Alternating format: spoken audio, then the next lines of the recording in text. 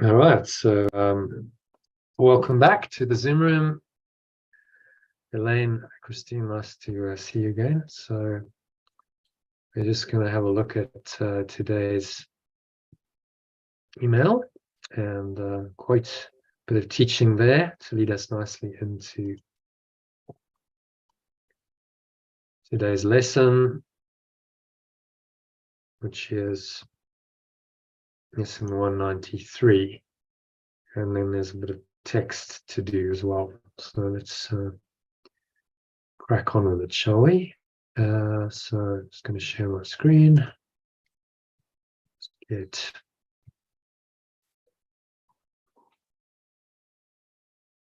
all right. So Christine, if you can read that quote for today, please, to lead us into the teaching.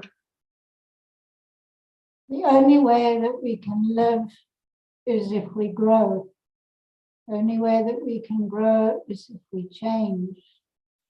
The only way that we can change is if we learn. The only way we can learn is if we are exposed. And the only way that we can become exposed is if we throw ourselves out into the open. Do it. Throw yourself. It's a nice quote by an American author called Joybell C. That's her pen name. It's a call to open yourself up to the higher learning. It's only possible when you expose your ego or your separate self concept by bringing it into conscious awareness. You let go of its fears and inhibitions and you throw yourself into the open expansiveness of the truth. That's what she means. So it's an interesting paradox, this idea of growth, isn't it? Because we are already perfect, whole and complete. But if we don't believe that, then growth is necessary. What we'd call growth is necessary to accept our wholeness and our completeness. And so that in this world looks like growth. Actually, we're just returning to what we truly are, turning to our original self. So we're not actually becoming anything more than what we already are. We're just letting go of that which we are not. And so spiritual growth is really letting go of what you're not to reveal more of what you are. And that requires some learning and change from the status quo. So that's what she's saying. You know, to live is to grow. If you're going to live a truly inspired life, inspired by the Holy Spirit, you have to grow out of your ego madness, out of the childish beliefs that may have dominated your mind up to this point. And so that the mechanism of growth is the willingness to expose your ego, which is exactly what we're doing. You can only let it go if you expose it. So she's saying, throw yourself, right, into this hero's journey without fear, and then the ego starts to be exposed, and you see the negative thoughts and emotions that deny love. And as those come up, you've exposed the ego, then you have the chance to let them go, and that's how you then awaken to who you really are. So call is really a double one. So let go of your belief in separation, and then to open your mind to the pure formless awareness of perfect love. And the two go hand in glove. When you let go of your belief in separation, by definition, you're opening your mind to what's left, which is pure formless awareness of perfect love. Because what remains then is just that. So these two steps are both essential to the awakening process, because without the first, your ego, your separate self, remains in charge of your mind and life. Without the second, you will have no positive replacement for the ego, which will then have even more resistance to letting go, because it will fear losing its self-created identity in what it perceives to be an abyss or a void of non-existence. And this is why Yeshua gives us an operating system for our lives that includes a true self, or in Course in Miracles terminology, Christ, to help us live functionally and effectively in what he calls a happy dream in A Course in Miracles, while forgiving or letting go of our attachments to this world that give our separate self or ego a seeming existence in our mind. And through this process, progressively and systematically restore our minds to the state of pure formless awareness, or what he calls heaven in A Course in Miracles. So this operating system is called the Holy Trinity in Christianity, but it's unlikely they taught you this in Sunday school. Traditional Christianity doesn't understand the Holy Trinity and has to resort to explaining it as a mystery that good Christians should just accept on faith rather than try to understand. So maybe you heard that, well, you know, that these mysteries and we can't understand it, so just have faith. But actually it can be understood. All of it can be understood and must be understood if you're going to attain enlightenment, which is the approach in A Course in Miracles. You know, he's speaking to us as people who are able to learn these ideas and apply them. So I put together this diagram to help you let go of any misconceptions about what the Holy Trinity is. So it's an operating system for your life. Remember that it's not ultimate truth. So a lot of theologians try and find ultimate truth in the Holy Trinity, and they're going to struggle because the ultimate truth is perfect oneness. There is no split. There is no three in one. Ultimate truth lies in this level one, which we can call God or Father. Other names for it are heaven, truth, oneness, being, pure formless awareness of perfect love, the source, knowledge, life, spirit, reality, the now, essence. In Advaita, they call it Brahman. Nirvana is the Buddha's name for it.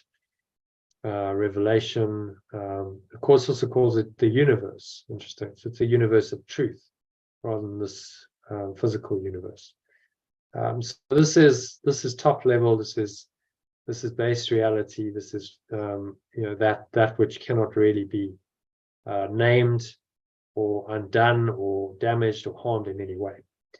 Then in the illusion, we now have this intermediary between this top level state of pure formless awareness of perfect love, we'll call it, and this world of duality with all the people and things and places and events and circumstances and situations and dramas and traumas and successes and failures and all experiences that seem to exist and happen in the physical universe of time and space. So remember, this is all made up by the ego to convince us that oneness is not true and we now have a separate self, which is seemingly living in this world. So these realities are opposite to each other. They're at odds. And Yeshua is saying, well, to get back, to remove your mind from believing in your separate self and all of this stuff going on in this illusory world, there's a process. That process involves a correction of perception, which he calls true perception or Christ vision, also calls miracles or corrections in our alternative language. Forgiveness is the Course's term. We call it letting go. Modern psychologists might call it a state of flow. Other words could be intuition, surrender, acceptance, salvation. That's again a Course term. At-one-ment, also a Course term. Enlightenment is synonymous with all of us. Awakening, we call it, or grace. The state of grace would be a state of connectedness where you flow, but you're still able to perceive this world. So true perceptions coming from the true self, or the Christ, the Son of God. Some traditions will call that a soul. We call it the extension, instead of the Son of God, the extension of perfect love. There's your Buddha nature in Buddhist teachings. This would be the awakened one. The Atman is a Hindu term. Higher awareness, be a more New Age term. Whatever you want to call it, there is this idea of a higher self or awareness, which can perceive the world, but it does it from the perspective of perfect oneness. So it is rooted in the state of pure formless awareness of perfect love.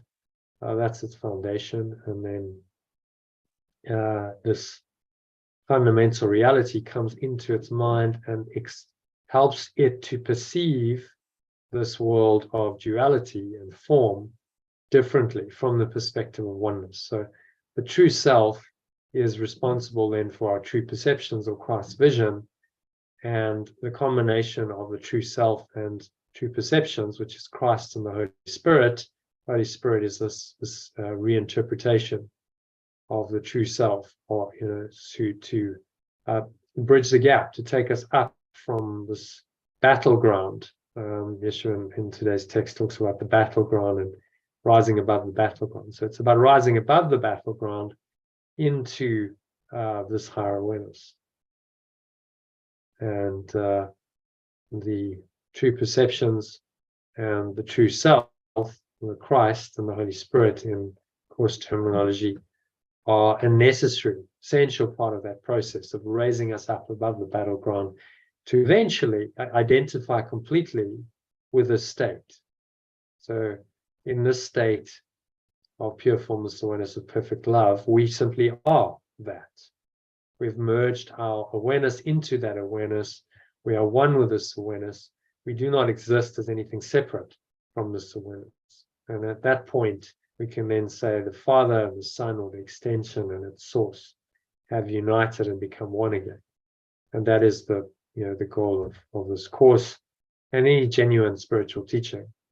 Has the same goal, is to bring you back to this higher awareness. The Holy Trinity, so the idea that there's a true self or Christ, and your ability through that Christ self to perceive correctly, is essential. The problem with some teaching, let's say take the Buddhist teaching, talks about no self. There's just no self, there's just nirvana, this state of pure formless awareness. The problem with that idea in the dream is who perceives them. There's no self, who's actually perceiving? And how does, if you have no self here, how do you correct your perception? Because who's perceiving them? So no self ultimately is true, because there is no separate self at all. But the reason why we've got the Holy Trinity is to bridge the gap and help us to move from the state of complete duality and identifying with the ego through the reinterpretations of the true self and its true perceptions. That systematically and progressively raises us up above the battleground into this awareness, where eventually we dissolve into it. Of course, as God takes the final step, and pure formless awareness of perfect love just becomes your awareness. You merge into it, and there's no longer any difference between you and it. And at that point, then the journey's over. You're back home, and the need for the true self, the Christ and the Holy Spirit, or the remembrance of perfect love in alternative language, is over. You don't need the means when you already are rooted in the end. You don't need the signposts to show you the way anymore when you've arrived at your destination, to put it in different language. So we're going to discuss this in this session. So now's the time. If you have any questions on any of this, now's the time to ask. If you want to discuss anything in more detail around the Holy Trinity, how this system works, how you actually apply this in practice, now is the time. So any comments or questions? No? No, it's all clear to me. Okay. Well, that's excellent. It means I've done a good job in explaining it, and the Holy Spirit's done a good job in explaining it through me. Because this is one of the most unclear, misunderstood areas of Christian theology. I've done a bit of research on what some Christian theologians have said about the Holy Spirit, the Holy Trinity, and mostly they're way off. They don't get it, because they don't understand. They don't have this high-level perspective of, the world being just a dream, it's just an illusion. And then, within that, this makes sense. Okay, this is just a mechanism within the dream to get you out of the dream. It's not ultimate reality. So what they try and do is make it into some kind of permanent reality, and it's not meant to be that. Permanent reality is absolute oneness, in which there are no longer, there's no, the idea of three is not possible, because in perfect oneness there's only one. These are just extensions of, reflections of the source in this world that we can identify with temporarily, we can tap into, we can use to help us to do the necessary correction, correct our perception as part of the one-man process, which eventually leads us back into the state of pure formless awareness of perfect love, where no perception is required anymore. But we have to start somewhere. So we start the process with perception and changing our perception. And then that leads us back into the pure formless awareness of perfect love, which has always been there, but has been denied by us. Okay. Elaine, any comments or questions? You're okay with that? That's good. That's good. All right, so that brings us to today's lesson. Let me just start recording this. Start a new recording on my phone. And we'll get into the Word document in case we need any changes. So, yeah, Elaine, if you can read the lesson in the original alternative form, and then into paragraph 1. Yeah. All things are lessons God would have me learn. There are lessons in all situations that perfect love will help me learn. So a bit of reinterpretation there. God would have me learn means God, this perfect love wants me to learn lessons, all things. What he really means is all circumstances, all events, all situations. So there are lessons in all situations of perfect love will help me learn. If I interpret it correctly from the perspective of perfect love, which remember is perfect oneness, pure formless awareness of perfect love is our full name for that, then I can learn my lessons. And as I learn my lessons, I raise myself above the battleground, out of the ego system, into a state of higher awareness, as is shown in this diagram. It's about raising our awareness out of the red box and being identified just with this and what's going on here as a character in the dream, and raising us up, at least, to start with, into the true self, or the Christ, which sits above the battleground and can just be aware. You're talking about the witness, Christine, earlier. So it's the pure witnessing presence that you're able to just witness and observe, and that makes all the difference, because that connects you. That's then your connection in this world with pure formless awareness of perfect love. And the beauty of the system is it makes it quite practical, because you can actually operate in the world, you can engage in the world and perceive, but you perceive correctly. You have true perceptions or vision, rather than the ego's belief in separation dictating things.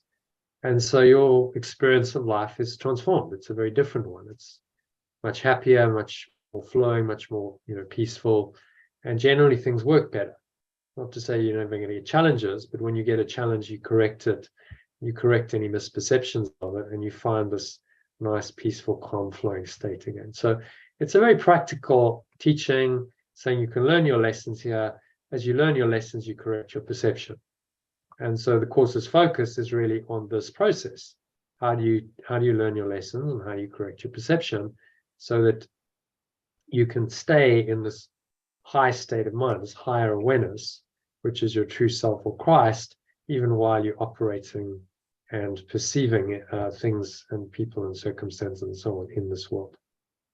And so very, very practical teaching, which some other teachings maybe lack. You know, the idea, the Buddhist idea of no self, it's quite impractical. Okay, if there's no self, how do I then operate in the world? Who's operating in the world? Who's perceiving? Who's making decisions? It's not clear. You know, if there's no self, who's going to do that?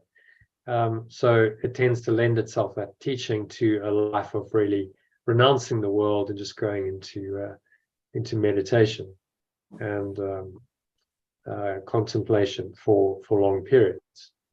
We don't have to engage in the world. You don't have to make decisions. But that's not necessarily that realistic a path for most Westerners. So this was given us. Remember, this was given in New York City, 1960s, and it's designed for the modern Western mind, designed to help us in this, you know, quite crazy, chaotic life and lifestyle that we've invented for ourselves. Living in these busy cities with lots to do, lots going on. He's saying, okay, I'll meet you there, and I will give you a thought system that's going to help you to free yourself wherever you are. You know, even in the busiest, most difficult, challenging, and stressful environment, this can help you. Okay, so that leads us into the first paragraph. So Elaine, if you can read that. Yeah,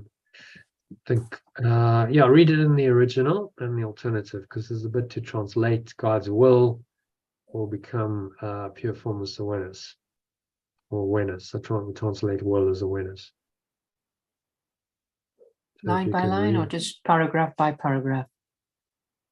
Yeah, I think line by line works, because then can kind of break it down, and you see each line in its original alternative. And if there's anything to discuss, you know, if there's any comments, then can pause it. So yeah, line by line. Thanks. God does not know of learning. Pure formless awareness of perfect love does not know of learning. Yet his will extends to what he does not understand, and that he wills the happiness his son inherited of him be undisturbed, eternal and forever gaining scope, eternally expanding in the joy of full creation, and eternally open and wholly limitless in him. Yet its awareness extends to what it does not understand, and that it wills the happiness its extension inherited of it be undisturbed, eternal and forever gaining scope, eternally expanding in the joy of full being, and eternally open and wholly limitless in it. That is his will. That is its awareness.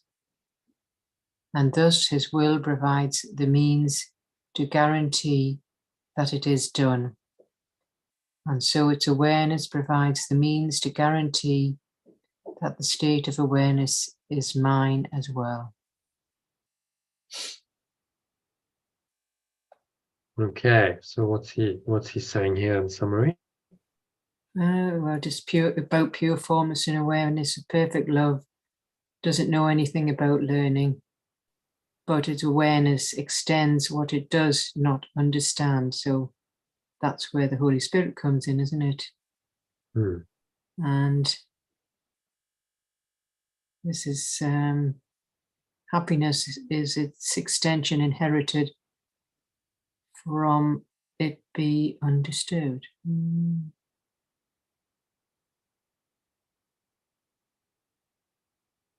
And so its awareness provides the means to guarantee that the state of awareness is mine as well. So, yeah. The will becomes awareness. You know, it's not God's will, intention, God's trying to do something. That's sort of what tends to be understood by will. It's actually just fundamental awareness. His will, God's will, is this fundamental awareness, pure formless awareness, we call it. perfect love, which is always there. The will of God is permanent, it's eternal, because that awareness is always there. It's never gone away.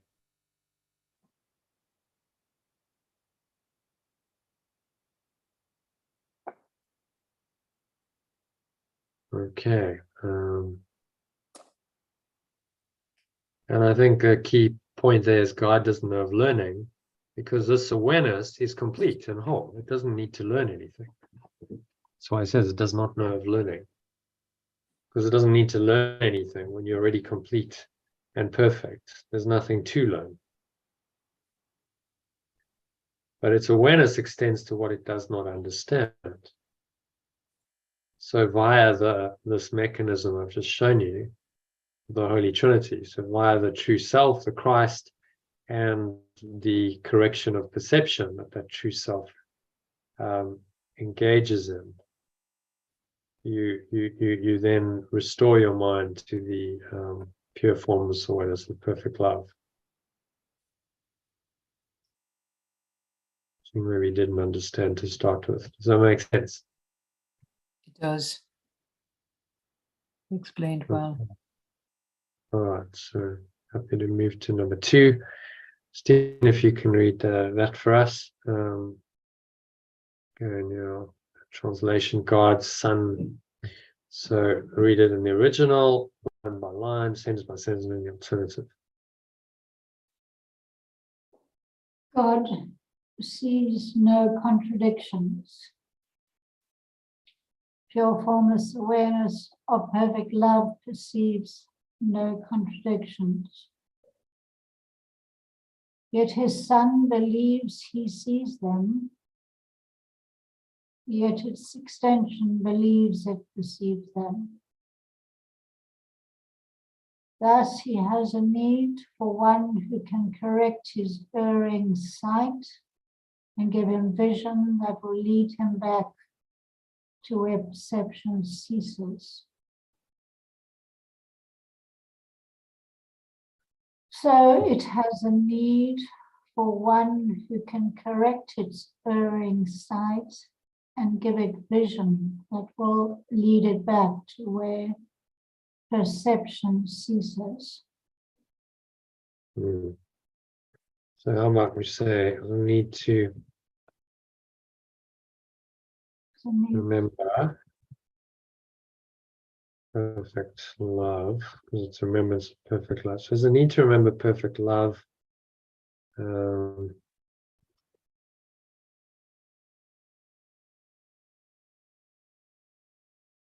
That can, which can or that can? That can correct its erring sight and give it vision, lead it back to where perception ceases.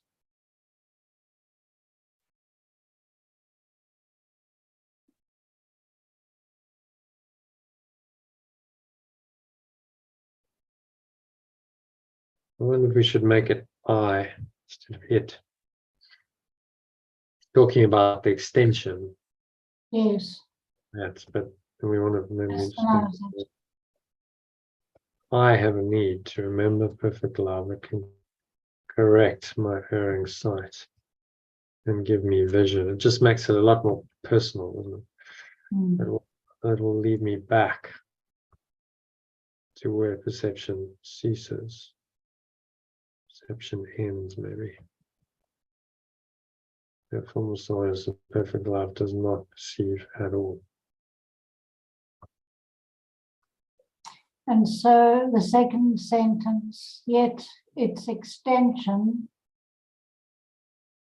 which is I, believes I perceive them. Yeah, its extension. So I think that's understood. Its extension believes it perceives them, so I have a need. We understand we are the extension of. Yes, the it refers to the extension being the third person, so you can't just suddenly switch it to I perceive No, them. you can, because you go, so its extension believes it perceives them. So, because I understand I'm its extension, I have a need to remember perfect love. Yes, but so within that second sentence, you can't put an I in there. no, so we'll leave it as it is. Its extension believes it perceives them. So keep that, and then so I have a need. Yeah. Therefore, I have a need. Therefore, based on that logic, because I'm its extension, I have a need to remember perfect love. It can correct my erring sight and give me vision that will lead me back to where perception ends. And so pure formless awareness of perfect love does not perceive at all. So is telling us in words what this diagram illustrates. Now, I have a need to restore my mind from this domain of perception to what is beyond perception. And I do that by changing my perception, which is what growth looks like, to refer back to the quote from Joybell C. This is what it means to grow. We change our mind, we change our perception, and we grow then back to our original state. Kind of a paradox. We already are that, but we've lost it. So now we need to change our mind and seemingly engage in this process that grows us back into our original state. Actually, correctly looked at, it's more like cutting away. You're just actually shaving away the what's not necessary. So your growth, your spiritual growth, correctly interpreted, is like the sculpting of the masterpiece of the David by Michelangelo. So he just chips away and he chisels away and he refines this to reveal what was already in there. It's more like that than saying, well, I've got a blank canvas, I'm now going to paint on that a masterpiece. So it's more like sculpting than painting. To reveal, it's the growth is to reveal that which is already there but was covered over. And that's quite an important distinction, because personal growth tends to assume that you kind of not okay as you are, you're slightly dysfunctional, but you're going to grow into something better. But actually, in truth, that growth is just letting go of what you're not to reveal what you are. Is that clear? Yes. Okay. Elaine, you okay? Shall we move on to number 2 then?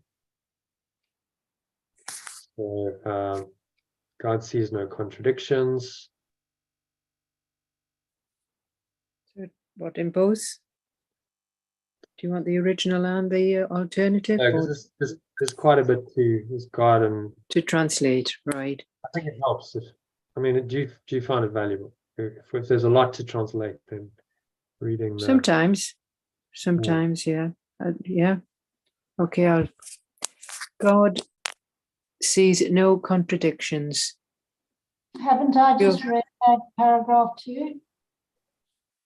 No, we did number 1, didn't we? We've just done number 1. So we're on number 3. Have we done number 2? Yes. We haven't done number 2. Yeah, we're on number 3. There's a need for one who can correct his erring sight. He who gives the means. Okay. Yeah, all right. We just did this. Is this awareness? Answers what its extension wants to no, hang on. Did we do this? We just didn't finish 5, 6.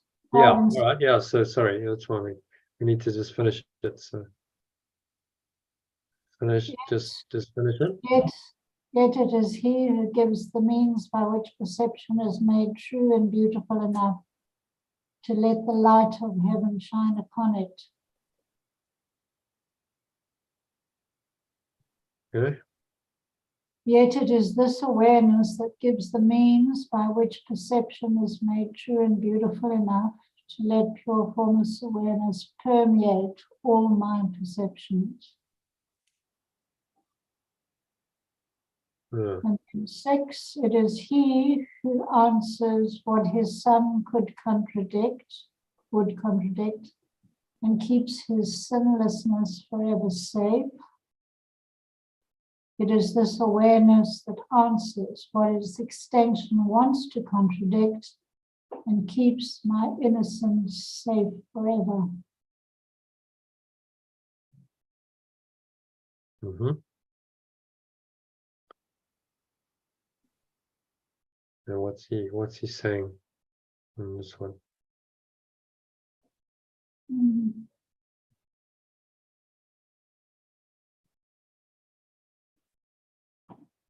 It's the extension that perceives contradictions, and it's perfect love that interprets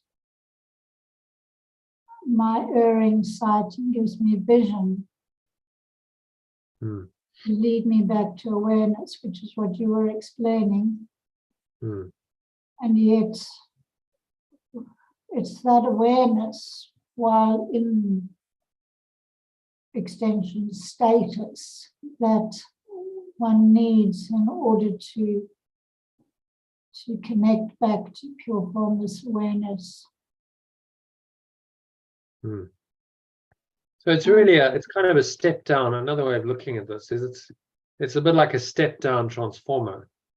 And if you look at a worldly analogy, it would be electricity. Let's say you get electricity from the source, right? It's coming from the power station. It's a very high voltage when it comes out of that power station, and then it has to be stepped down. That's why we have substations, into a voltage that is less powerful, that's able to then be usable in your appliances and stuff, so it doesn't just blow all the circuit. If you took it directly from the power station, you ran it into your fridge, your freezer, your washing machine, it would just it'd blow them up because it's too powerful.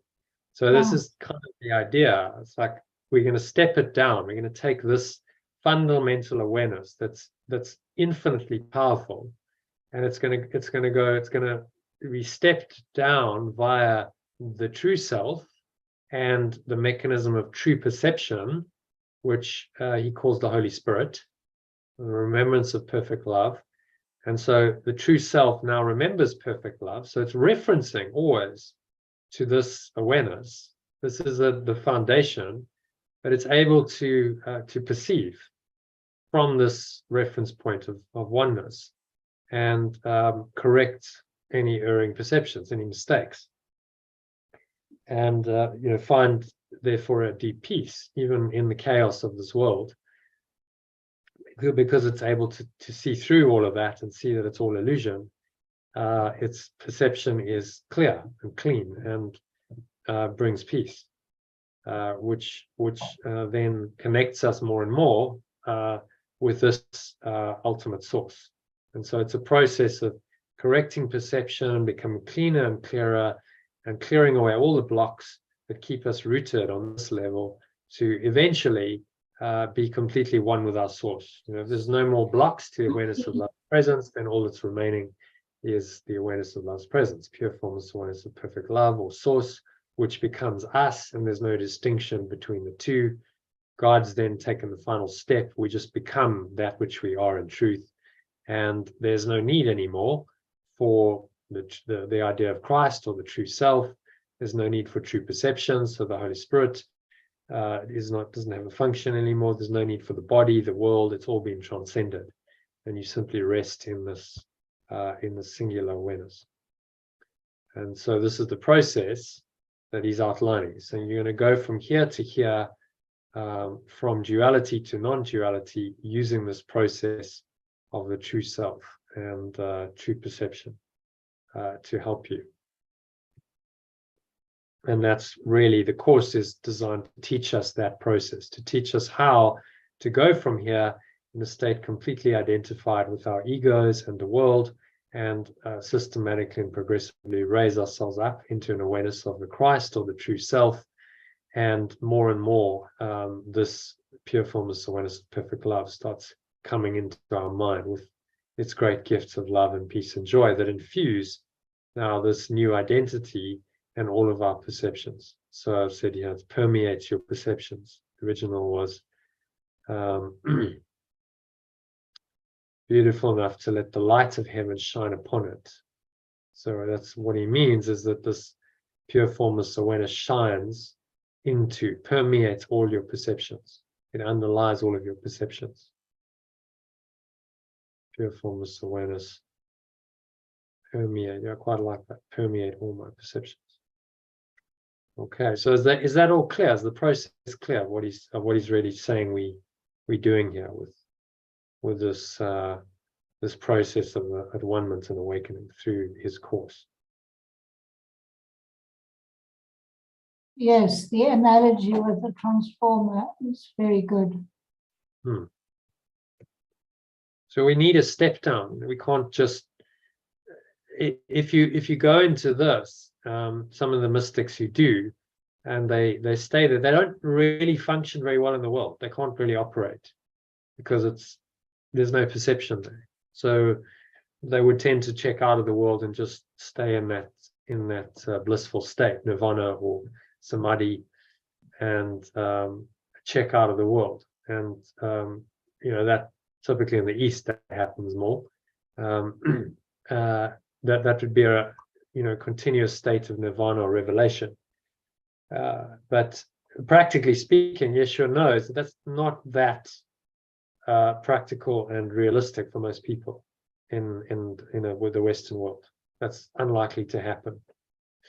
So much better to give us a system that we can actually work this while we're living our lives. We can still perceive, we can still engage in whatever's things are happening in our lives, but we do it from a different perspective. And so it's a system given to us to meet us where we are and actually make it quite realistic and practical, that you can apply the system in your life wherever you are. You don't have to go and just withdraw from life and become this full-time mystic. You actually just apply the teachings in your daily life, in all of your perceptions. So although it's coming from the highest level, and some people will say, well, the course is very impractical, it's actually very practical.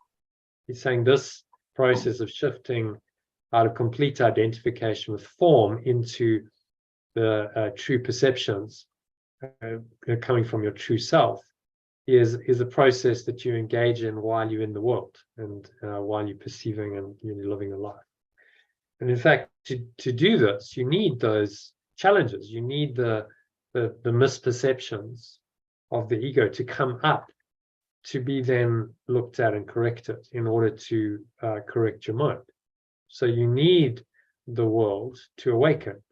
And that's the world's true purpose, is to help you to see in the mirror what needs to be let go of in your mind, and then give you the opportunity to do that. So it's really genius. What he's saying is we're going to use what the ego is made up to try and convince you that it is real and spirit is not. And we're going to use that construct of the world and perception to undo the ego, which invented it. So we're going to use its best defense, which is projection perception, against it to undo it. So its defense becomes its Achilles heel to undo it. And that's quite brilliant. And that's what the Holy Spirit does. And that's what this process does. And the ego's got no real answer to that except to project more and try and amp up these projections and get you to attach and identify with the drama. And it just makes more drama, because it's trying to get a reaction from you to pull you back into this awareness and take you away from higher awareness. And so often what happens, people go on a path, spiritual path, and they go, oh my God, everything was sort of reasonably peaceful. And then the shit really hits the fan, if you pardon my French, but that's sort of what they feel like. It's like, oh my God, like what's just happened? Well, it's because the ego has to now defend itself. And so it has to then, bring up all kinds of dramas to try and pull you back into this, very limited awareness, which is based on the belief in separation and a separate self. But that's exactly what you want, because as the dramas arise and you get triggered and the thoughts and the emotions of the ego arise, you get to look at them with the help of your true self and the Holy Spirit and say, okay, is this what I want? Or, is this just more of this crazy ego that I'm willing to let go of. And so then I let it go, which is then the correction of your perception.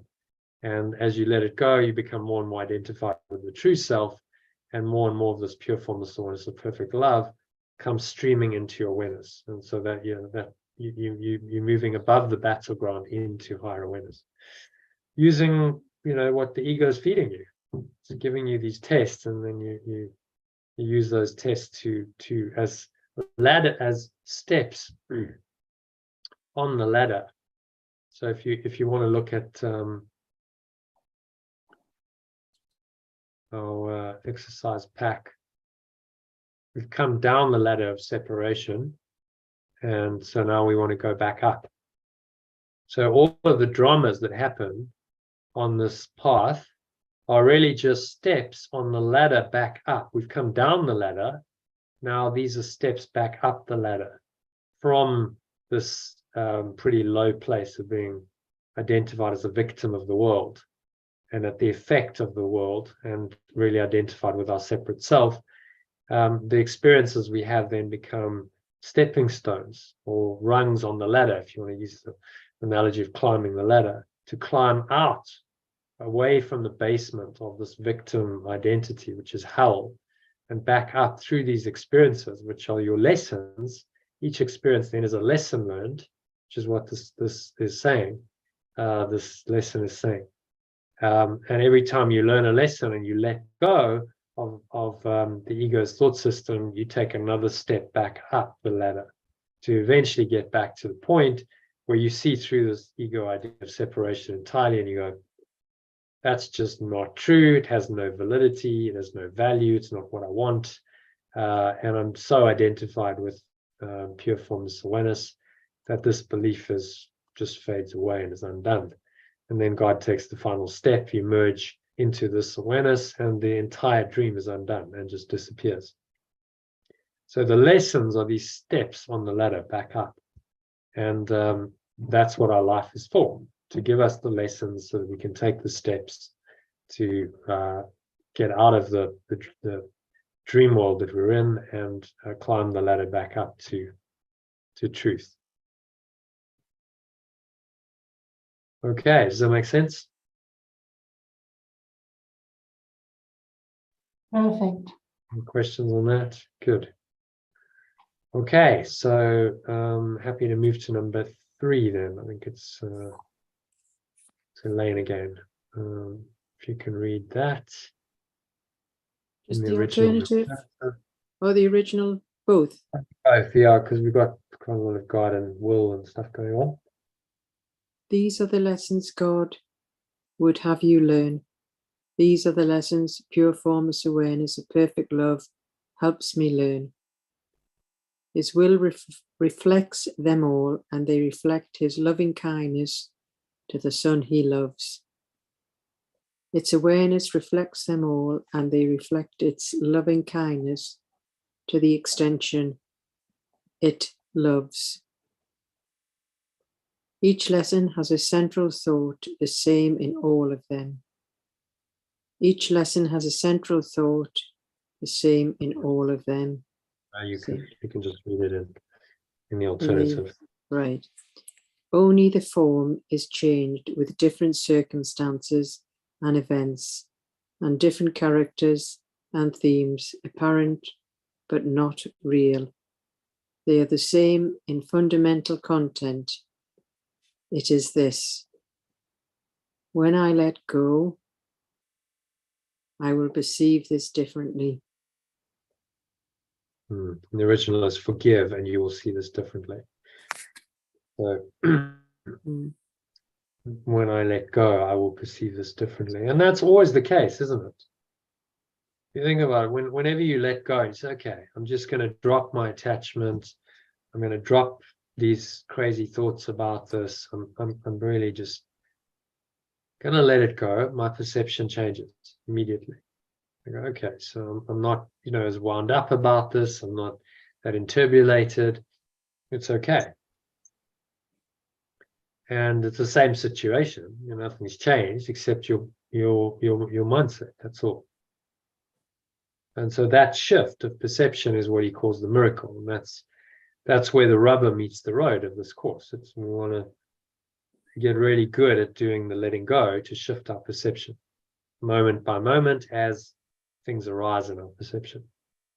And that's what this course and the art of letting go is all about. Master the art of letting go, so you can just let it go quite quickly and easily, and still operate in the world. You don't have to go and become a monk or a guru just meditating all the time. You can still engage, and if there's an action that needs to be taken, you can be guided. Sometimes you don't need to act, but you're still able to function in the world quite very functionally. So it's much more effective and productive than anything else, any other way of operating. And it just requires this letting go. That's it. One simple skill, one essential skill to learn, and everything is given you. So it's a very, very simple course. Saying you're going to learn one thing. That's it. I'm going to teach you one thing, but it's the thing that you've avoided your entire life. It's the hardest thing to learn as a human being. So we need an entire course to teach you this one skill.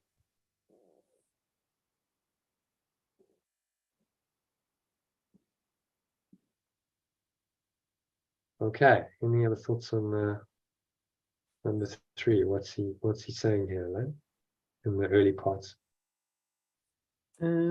Well, it's again about the pure formless awareness of perfect love will help me to learn in its awareness. And each lesson has a central thought that is the same in all of them.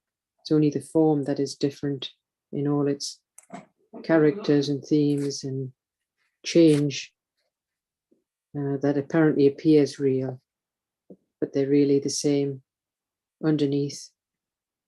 And so it's a case of letting go. Yeah.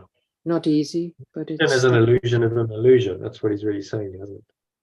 It doesn't matter what. It seems to be different. The ego specializes in differences. Oh, well, that's different from this, and this is different from this. And you've got all the circumstances and events and characters and themes that make up the dream. It seems to be very complex, and it's always changing, and there's no certainty and stability. And Yeshua's training us to go, well, just look at all of it and see that it's really all the same, right? It's a show. You're in a virtual reality show. It's a dream, and everything that happens in the dream is in the same order of reality, which is illusory. It's not true. It's false. So therefore, you can apply this letting go to everything, whatever seems to happen here. It's all in the same order of reality. There's no difference, really. It's the virtual reality show that you're watching. And so all the images are the same. It's all you think of a movie, quite a good analogy, watching a movie, whatever happens in the movie, it's all the same. They're just images projected onto a screen. That's the truth of it. So the characters, the stories, instead of believing in all that, getting sucked into it, you go, but it's all the same. It's just images projected onto the screen, seemingly creating meaning and stories and some kind of meaning and purpose and value, but actually just these random images projected onto the screen, which in truth have no meaning, because underlying it is pure formless awareness of perfect love, which is the screen in our analogy. And the screen doesn't change one iota. It doesn't change irrespective of what images are projected onto it. We see that in a movie. You go watch a movie. What are you doing, really? You're watching images projected onto a screen for a couple of hours, and the mind interprets that and makes it into entertaining or scary or uplifting experience, or however it interprets it. But really, it's just images on this blank screen. And when the movie's over, the blank screen continues. It hasn't changed one bit. That's actually what's going on. So next time you go watch a movie, or watching it on TV, it's the same. It's just a different modality. There's still the blank screen of the TV, and you're just watching this box with images going in it. But it's the interpretation of the images that gives it the reality. You see.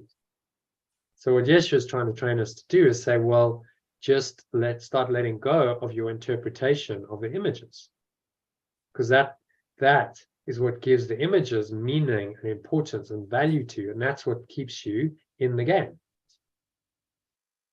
But if you let go of the meaning you give to those images, then you will perceive it differently, and you will start to perceive that which underlies it. Instead of the form of it, you start to look at the background. So you shift your awareness from the images, the foreground, to the background, which is the screen. And you start to become aware of the screen that never changes, that's still, that's calm, that's always peaceful, and is not affected at all by the images. And that's what he's training us to do here. Does that make sense? It does, yeah, it's clear. Okay, Christine, happy with that? You can read number 4 for us. I think this one, just reading the alternative, there's just the unforgiveness, which will be unwillingness to let go. Otherwise, it's going to be pretty much the same. It is certain that all distress does not appear to be an unwillingness to let go. Yet there is the content underlying the form. It is the sameness which makes learning sure, because the lesson is so simple that I cannot reject it in the end. No one can hide forever from a truth so very obvious that it appears in countless forms and yet is recognized as easily in all of them if I only want to perceive the simple lesson there. Yeah, maybe we'll make that. And yet, instead of is recognized, so yet I can recognize as easily as in all of them if I only want to perceive the simple lesson there. Yeah? So it's saying from this point of view, you can perceive that everything that happens to you and to anyone in this world is the same. It's a lesson in awakening. It's a lesson in helping you to let go of that which is false so that you can accept the truth. And that's, without exception, that's what's going on here. That's always the case. Then you don't make exceptions, you see. Then you're not trying to fudge it and say, well, you know, yes, letting go, but no, in this instance, I'm not going to let go. I'm going to make the images real and important to me, which we all tend to do when we start on the path. We might be able to let go in some areas, but not in others. And he's saying that images are all the same. It really doesn't matter, because images are images, and none of the images are real. And your image that is projected onto the screen, which is your body and your personal identity, that's just as much an image as anyone else's image. And he says in lesson 15, images can't really see anything. But you think your image, the body projected onto the 4-dimensional screen of time and space, you think that's seeing anything? You think this is seeing? You think this is reality? You're confused. Images can't see. How can a projection, an image, see anything? It can only see that which it is programmed to see within the dream world. And that's what our programmed, mindsets, our conditioning, and the projection and perception of the ego, that's what they program us to see. Well, this very limited world, this material world, and in which I seem to be individual, seem to be a separate self operating in this world. That's the program. It's trying to show you that. That's what it's designed to do. When you understand that, then you understand, well, there's only one lesson here, and that's to let go of any of that programming. So that I free my mind to awaken to the truth that I am just pure formless oneness of perfect love. There's no individual self, and none of its projections are real. And then I'm free.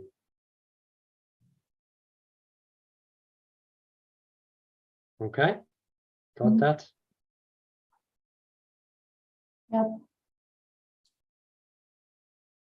All right, Elaine, happy to move to number 5 then. Yeah. Is that the alternative or both? Yeah, so forgive and you'll see this differently. So that becomes when I let go, I'll perceive this differently. And the Holy Spirit will become the remembrance of perfect love. Salvation will become awakening. So given that, you can read in the alternative.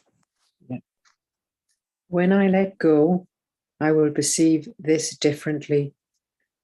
These are the words the remembrance of perfect love speaks in all my tribulations, pain and all suffering, regardless of its form. These are the words with which temptation ends, and guilt, abandonment is revered no more. Revered no more. These are the words which end the dream of sin and free my mind of fear. These are the words by which the world awakens. So let's make personalized. These are the words with which my temptation ends and my guilt abandoned. I think I need some light on the subject. Give me a moment. Getting a lot gloomy. Yeah, so my guilt abandoned. And I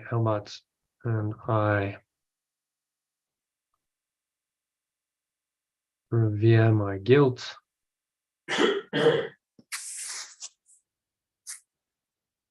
Which I have abandoned no more.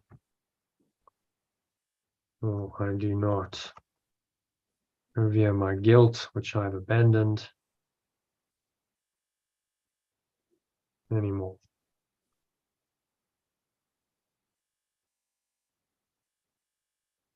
These are the words which end the dream of sin and free my mind of fear. Free my mind of fear, free my mind from fear, maybe. Free my mind from fear. These are the words by which the world awakens.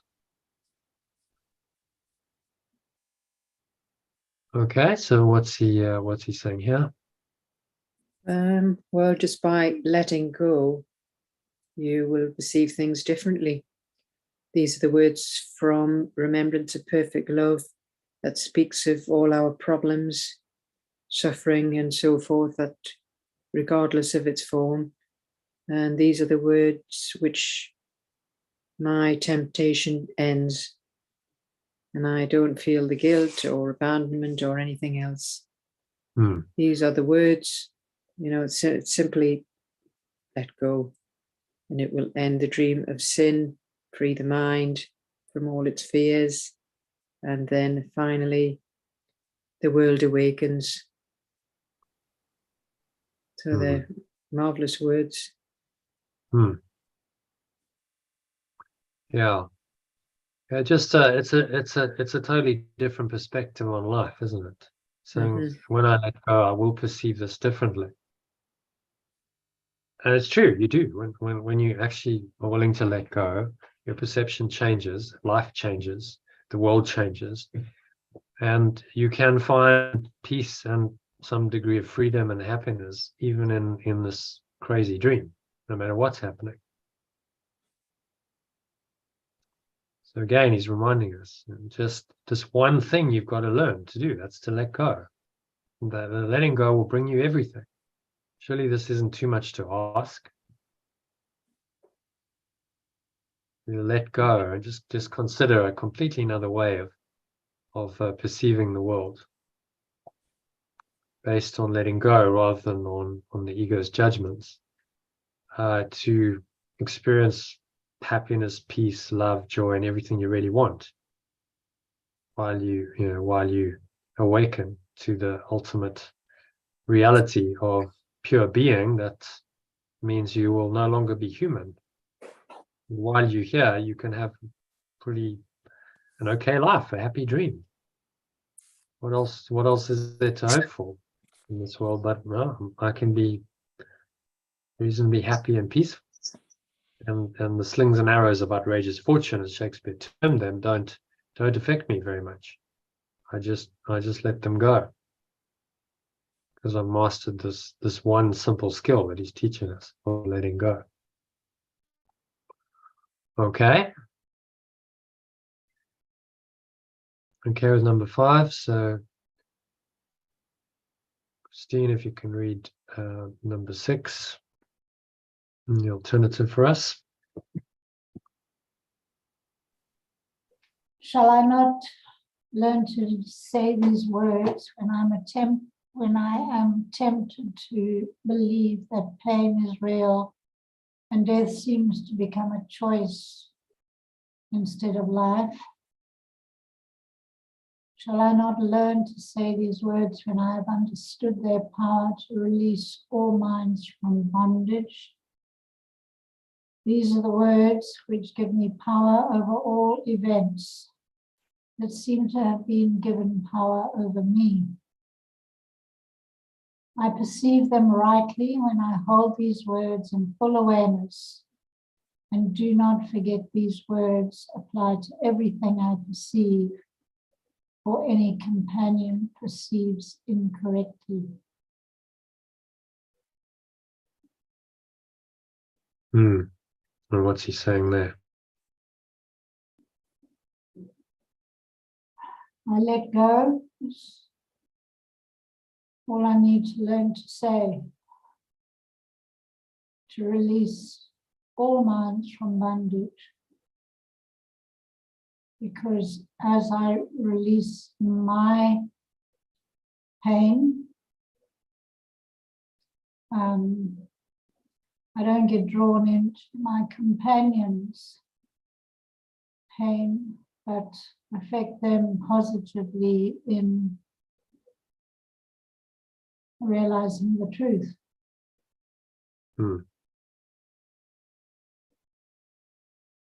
And just saying the words becomes a trigger for a change in perception.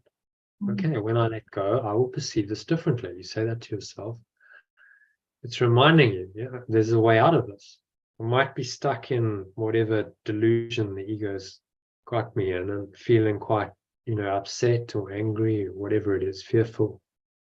But when I let go, I will perceive this differently. Okay. So when am I ready to let go then? So is the question, isn't it? The next question is, okay, well, when am I ready to do that then? Why not now? What am I waiting for? So these questions come in and they bring this light of true awareness into the darkness of the ego's thought system, and they help us to make another choice. And he's giving us, every day he's giving us another way of doing that.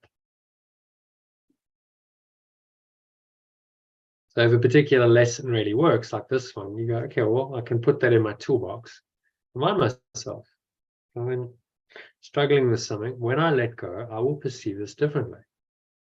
Okay. So when am I ready to let go then?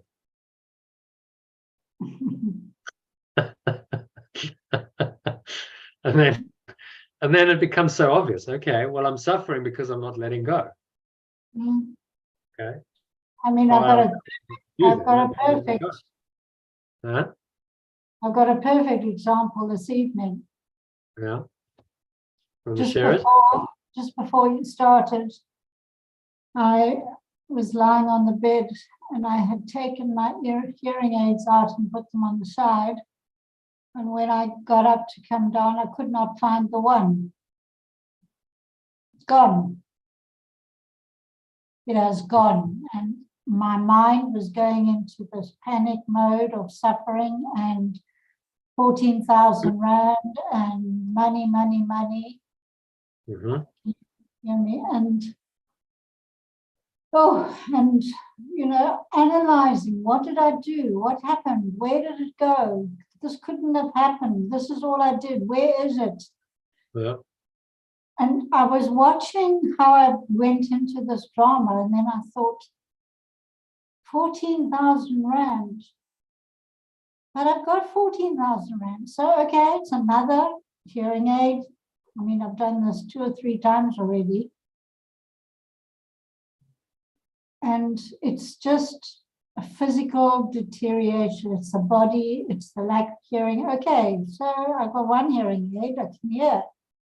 And as I released the ego's wanting to get it right and understand what happened and stop feeling guilty and stupid and memory loss and crazy and just let it go. So I'll just let's get on to Jono, listen to what he has to say. And it keeps coming in, my little ego is shaking and shuddering and saying, come, what is real here? And I'm keeping on letting it go. If it's meant to reappear, it'll reappear. I've got to go through the process of buying another one, I'll do it. And the suffering, the panic, the pain has just gone. Yeah. Oh, it's amazing. And it's nothing's changed. Just you changed. You know, you changed your mind. Yes. Put it into perspective. Let Okay. it go, and don't talk about it to anyone because that creates the drama. Yeah. And, I'll come and help you look for it. I'll come and help you look for it. No, it's gone. Yeah, this is how the ego plays mind games with you, isn't it? So where's it gone? Who knows? Of course. Yes. Gone into an alternate reality, you know, where things disappear and then they reappear somewhere else. Who knows? But this is how it plays with you, because it knows that that's a trigger. So it's like, okay, well, let's take that away and let's see what you do then. And it wants you to go, oh, you idiot, and you judge yourself and you condemn yourself and can't believe I'm so stupid. And so there's a whole lot of self-flagellation and condemnation and recrimination and all these negative feelings, which of course make it real. Now you're back in the ego and you're far away from your And I was in that peaceful state. I was lying there, totally relaxed, totally out of my head. Yeah. Peaceful and drifting. And then the ego said, no, we're going to play this little game with you. Got to get you back into this stressful state. Yeah. So no, Well, I choose it's a game. It's using everything in this world to try and pull you back into its thought system. That's what the world in its perception of it is for. It's a world of stressing, straining, and striving, and ultimately, you know, suffering and death. And that's what it's for in the ego's judgment. And so it's going to try desperately to try and pull you back into that world. And this teaching is the antidote. It says, no, the real purpose of the world is to help you to free your mind from this insane entity that's trying to continuously sabotage your life and cause you so much grief and pain and misery, and then ultimately kill you. You know, this is your path is to free your mind from this. So this gives you another opportunity to do that. Great. So when I let go, I'll perceive this differently. Okay, yes. So let me let it go.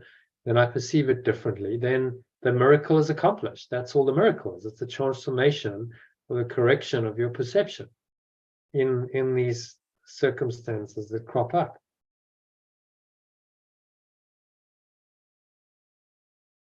And so what? It's that what you're doing then. You see, if you value something material, like whatever it is, a hearing aid, you're valuing the material world, you're valuing the body and its identity because it's related to the body's senses of hearing.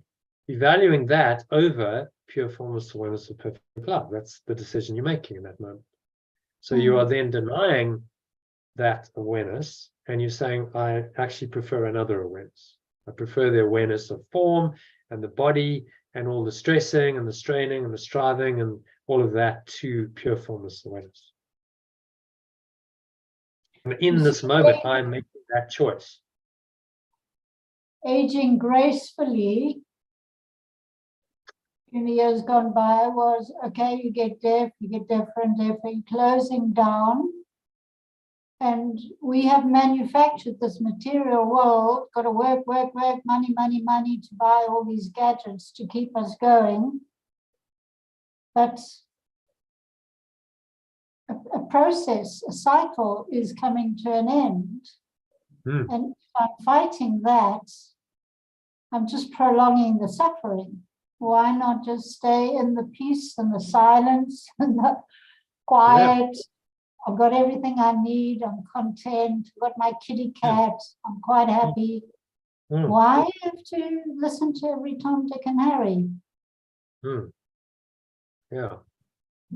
So, exactly. Aging gracefully is not, okay, the body is going to deteriorate because it's of the body. That's what bodies do. The body will age and ultimately die because that's what bodies do. And as much as you try and delay that process, eventually your body's going to be finished because it's material.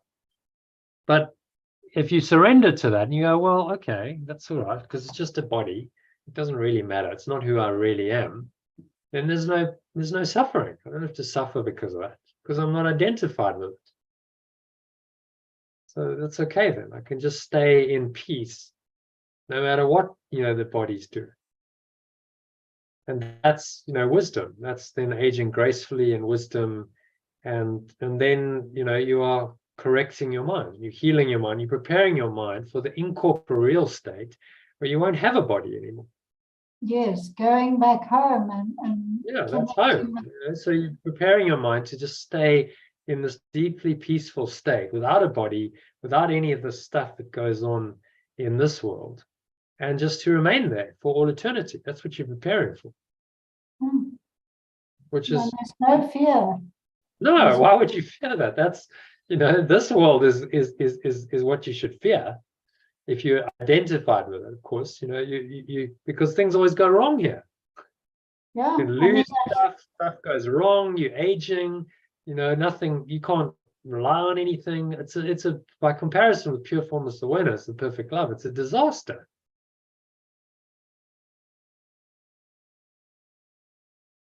But why would you want to believe it when this and that whole drama with Lucille and Michael and the whole thing that we played out 2 nights ago with elderly people who should be at home in bed at night, not in the city in restaurants. Well, I'm judging there, I suppose, but ideally, if you are old, you will be in your bed or in a hospital or in a frail care center, because that's the process of shutting down and letting go. So if you fight that and you still got to be in the world, don't be surprised if 4 men come in and take all your possessions. I mean, that's a silly way of looking at it, but it was just ironic that the 2 stories come up side by side. I think a lot of people, they're still trying to do what they were doing when they were younger. Yeah. As they get older, you probably see that, and they're trying to stay in the same state as they were 20 years ago. When okay, no problem, get in my car, go out, and suddenly you're like, well, you're not as able to do that, your sight and your hearing aren't as good, your balance isn't as good, all kinds of things start being problematic, and then they don't necessarily surrender to that. They don't go, okay, well, it's okay, because I don't really need all of that, all of that stimulation and out and about and restaurants and entertainment. There was a time for that, but now I'm quite happy just being at peace. I can stay at home, I can meditate, I can read a book, and I'm actually contented and I'm peaceful. I don't need to go out and about. And not to say they never will. I mean, but again, usually you're seeking something outside of you. Why do people go out? Well, I'm seeking an experience outside of me. Okay, that'll be nice. That's something interesting.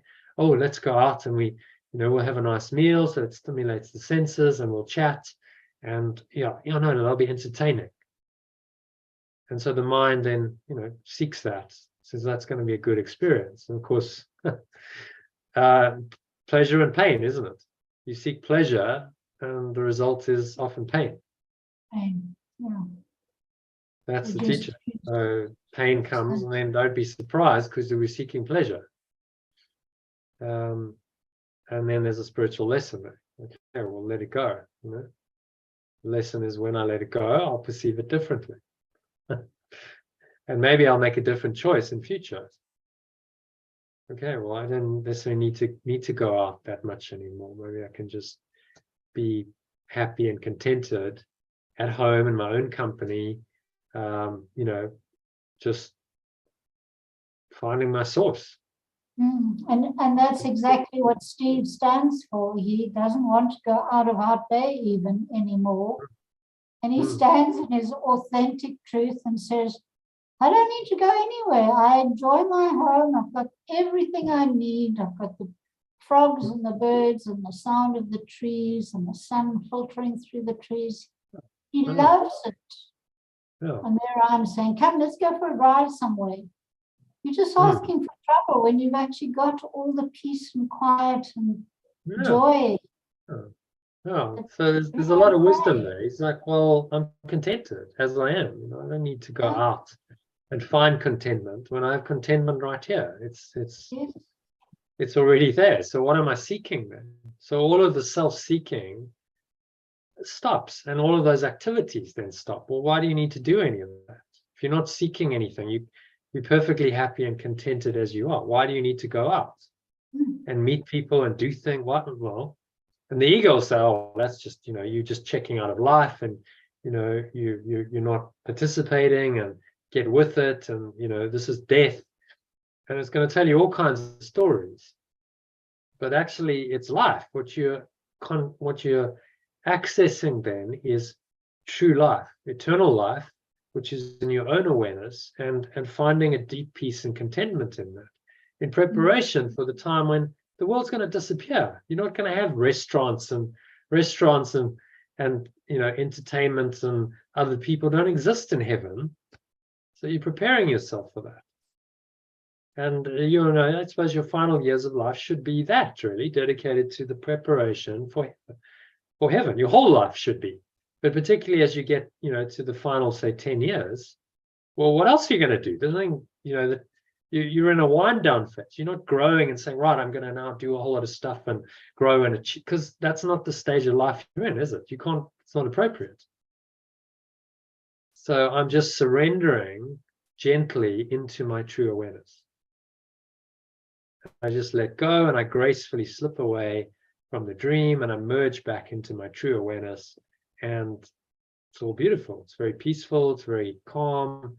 There's no, you know, there's no stress about it. I can just fade away into. It's quite interesting too. When I go on these walks with him and his two dogs, I feel we must really walk. You know, just move it.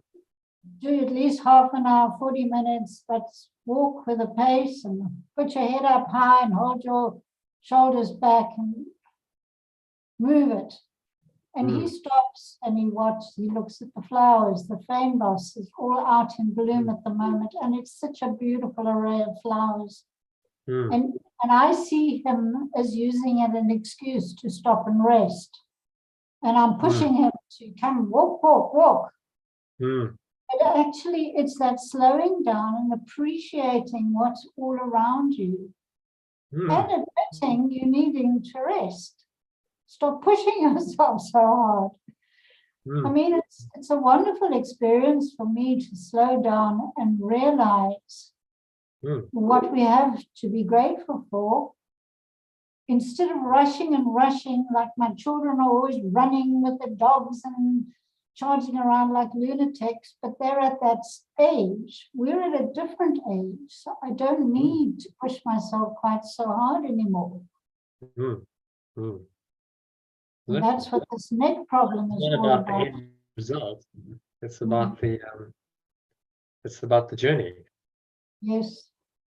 You know, not just getting there. I remember once, what comes to mind, there was this comic, and you can learn from comic books. It was these three ducks. I think it was related to Donald Duck, and there was these three like little ducks, and they're going on some adventure, and they have a I contest remember that, yes.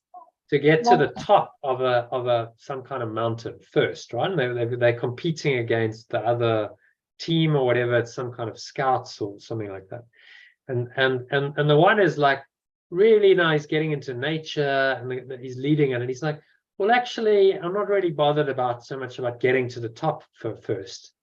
I'm more interested in the view. Oh, hey, this is a nice view, and he's stopping off, and his two brothers are going like, what? We're losing. The other guys are charging ahead. We're gonna lose the race. And he's not bothered. He's like, well, look, there's a lovely view, and there's some flowers. And so he meanders up there. Of course, doesn't win the race, but finds a really, interesting route up to the top because of, all the meandering and stuff. And then the outcome of the story was, well, actually, they didn't really lose because the way up was named then after him or their team, and the top was named after the winners who got there first. So actually it was it was no loss. I thought it was quite. I was quite young, but it really struck me that story always stuck in my mind. It's like, well, so what's important then? The end goal, or the way that you get there? The experience on the way to the top, or just getting to the top? Yes. And you miss, if you just always rushing. I mean, my father, bless him, he's now late 80s and well past it, but his whole life's been dedicated to let's just get there. Never like let's just slow down, let's enjoy the journey.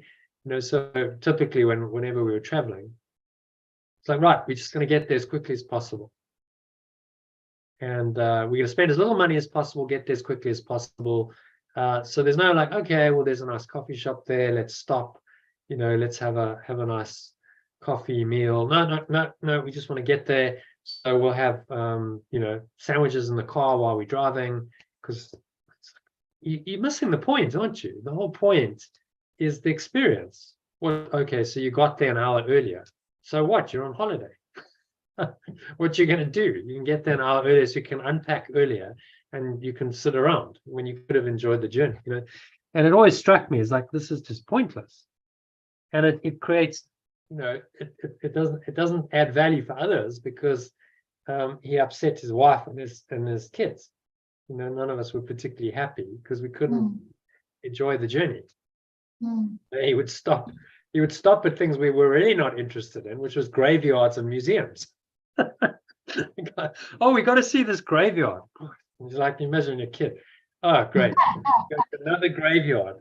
It's like all overgrown and weeds, and then he's because it's he was into the Boer War and stuff. So he's like, oh, and then it's like, boring. And he won't stop at a nice coffee shop and have a toasted sandwich and something to drink. Instead, we're having peanut butter sandwiches in the car, which didn't taste great. And I was like, it could have been such a different experience. What I mean? It could have, and this is just this mindset of let's just get there, instead of hang on, let's enjoy the journey, because that's kind of the whole point of life. But it was good teaching for me. It was like, well, I don't want to be like that. The point, if you don't enjoy the journey, what is the point of even taking the journey? Oh, we got there,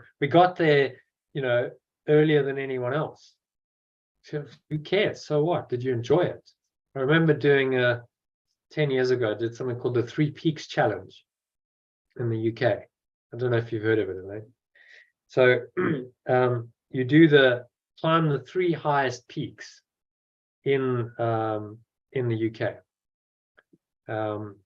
So Ireland, Wales, and England, not Ireland, sorry, Scotland, Ireland, and Wales. And you do it within 24 hours. That's the challenge. And so I remember doing this, and at the end of it, and I was exhausted because you haven't really slept. You have to like drive through the night, and then the weather was terrible, so it was just misty. So you climb the peak through the mist, you touch it, and then you just turn around and you go back down. And then you get back to the car, back in the next car. And at the end of it, I was like, what the hell was that all about? Really? Did I enjoy it? Was it an experience I go, oh, that was nice? No, not really. It was just like, oh God. After the first one, you're quite ready to go like, okay, let's have a nice shower, let's have a good night's sleep. And then maybe the next day, you do the next one. So you take 3 days to do it instead of within 24 hours. But the ego is like, no, you got to do it in 24 hours. So we did it in 24 hours, and I was like, so what? Did it really make any difference to anyone? Oh, we can say we did the 3 Peaks challenge, but did I actually enjoy the experience? Not really. And the second and the third ones, it was like, oh God, because you've cooled down, you're tired, and then you got to get up, your legs are aching, you got to like trudge up the mountainside in the mist. There was nothing enjoyable about it. It was just like, get through it, get to the top, get back down. So what's the point of all of it? But it was a good experience, because like, well, yeah, what is the point then of doing it in the ego's way? Absolutely no point at all. So that you can say you've done the. It's the lack of joy. I'm thinking, bringing up children, how many parents are actually teaching children what do you enjoy doing? What makes you happy? Let's do what really brings you joy, so that we realize that we're seeking joy in life, not accomplishment. Yeah, and it's the process. I never brought that to my kids' attention. It was always do, learn. Achieve, it's the difference between the end, being focused on the end, the outcome, or the means. And the outcome orientation will stress you, because there's always, well, I've got to get somewhere, I've got to move, I've got to, get, and then when you arrive, then you don't rest for very long. Then it's the next thing. And now I've got to get there. And and so you're never at rest. You're never at peace. You're always striving. Whereas if you're in flow, and it's the process that's important, so okay, I'm enjoying the process. That's all right. And then I get somewhere, I don't get somewhere, but it doesn't really matter, because I enjoyed the journey. That's all that really matters. I enjoy the moment by moment experience of it. And so my life experience is rich moment by moment, no matter what I'm doing. And that's miracle mindedness. The flow is to be in the miraculous state of mind. Outcome orientation is the ego. And there are very different ways of perceiving the world that create a very different experience of life, very different outcomes. Paradoxically, the one that is not outcome oriented will be more effective at achieving an outcome. That's the interesting thing. It's not necessarily the outcome you intended, but then if you're in flow, it doesn't really matter, because your intention was, okay, I want to enjoy the process. Because those are the times you will remember about your life. Yeah. Memories. Yeah. The times when you really felt joy, when you experienced something a little bit transcendent. And that's usually not, at the final outcome. Often it's along the way. Well, hopefully you and your son will enjoy this soccer match that you're going to. Yeah, well, that's what it's about. Who cares who wins or loses? It doesn't really matter. It's about, let's go and enjoy the experience and spend time together and connect and, share an experience which is memorable. That's really all we have in this world. That's all illusion. But did you experience joy in the process? Was there a deeper feeling of joy and peace and unfolding for you? And if that's the case, then the grace of God, Spirit, was shining through that experience, and your dream was a happy dream because of it. And that's kind of the best we can do while we're here. The experience will come and go. It's over so quickly, but the joy you experience in the moment can stay with you. It lasts. It can be like, yeah, that joyful feeling is what it's about, and that can stay with you or in any experience. Do you use those words with him? Are you feeling joy? What is this game doing for you? How are you feeling? And do you watch him whether he's smiling, or is he anxious, or is he stressed? Yeah. Are you Well, aware? I haven't watched a live game with him, so I watched TV games, and yeah, I mean, he tends to, he's still, in the outcome. Oh, it's about the result. It's like, no, Gabriel, just enjoy the game. I'm trying to teach him. It's a process. Enjoy the game. We watched the women's football, so he's a bit disappointed because England lost. And I was like, well, it doesn't really matter because it was quite a good game, and actually the better team won. If you're honest, Yes. they deserve to win. So what are you upset about? They played better. They deserved to win. If England had won and Spain had been the better team, Spain would have been very disappointed. So just trying to give a perspective.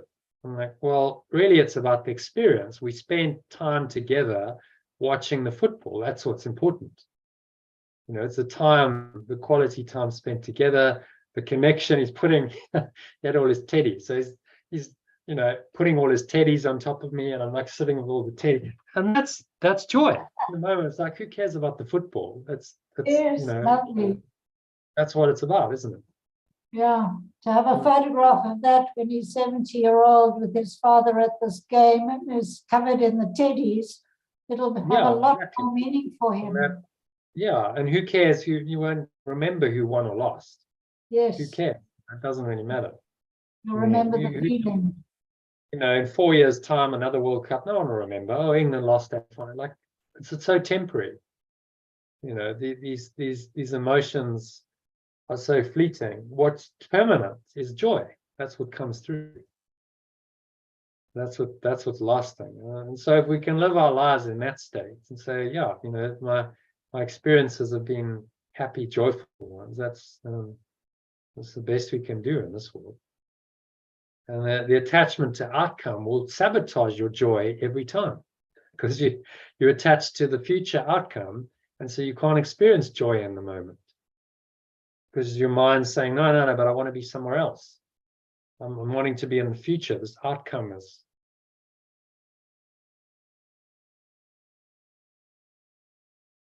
So this is profound stuff. When I let go, I will perceive it differently, and I will be able to experience joy in my life.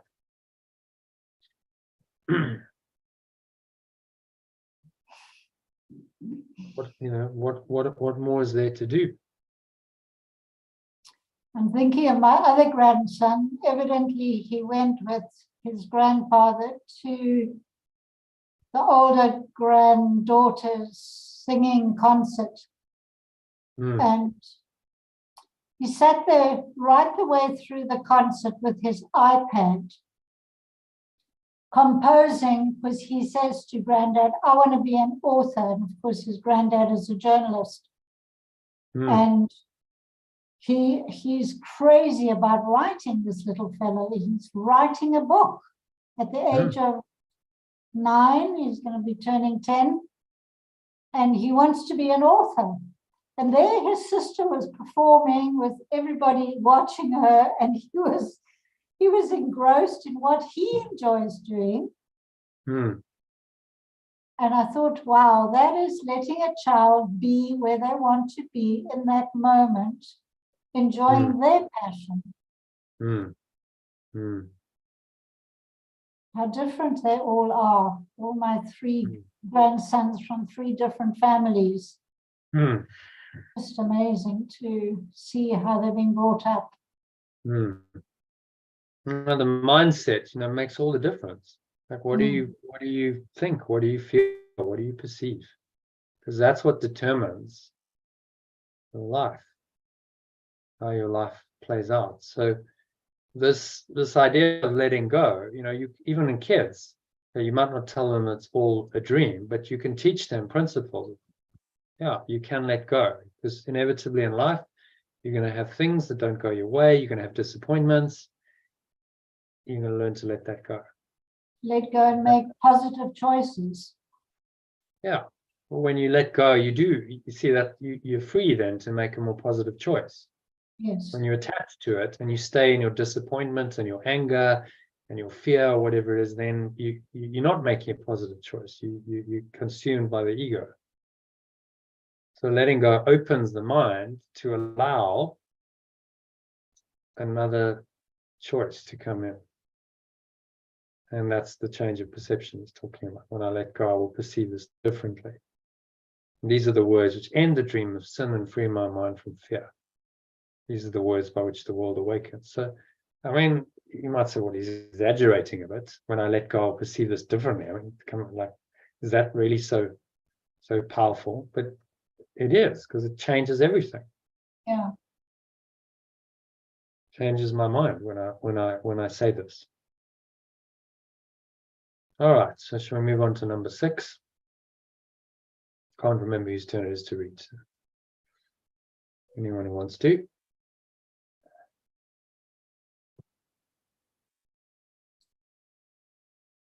Is Elaine still there? Oh, yes, I'm here. Yeah. Yeah. Elaine? Yep, I'm here. Hello. Shall I not learn to say these words where I am tempted to believe that pain is real and death seems to become my choice instead of life? Shall I not learn to say these words when I have understood their power to release all minds from bondage? These are the words which give the power over all events that seem to have been given power over me. I perceive them rightly when I hold these words in full awareness, and I do not forget these words apply to everything I perceive or any companion perceives incorrectly.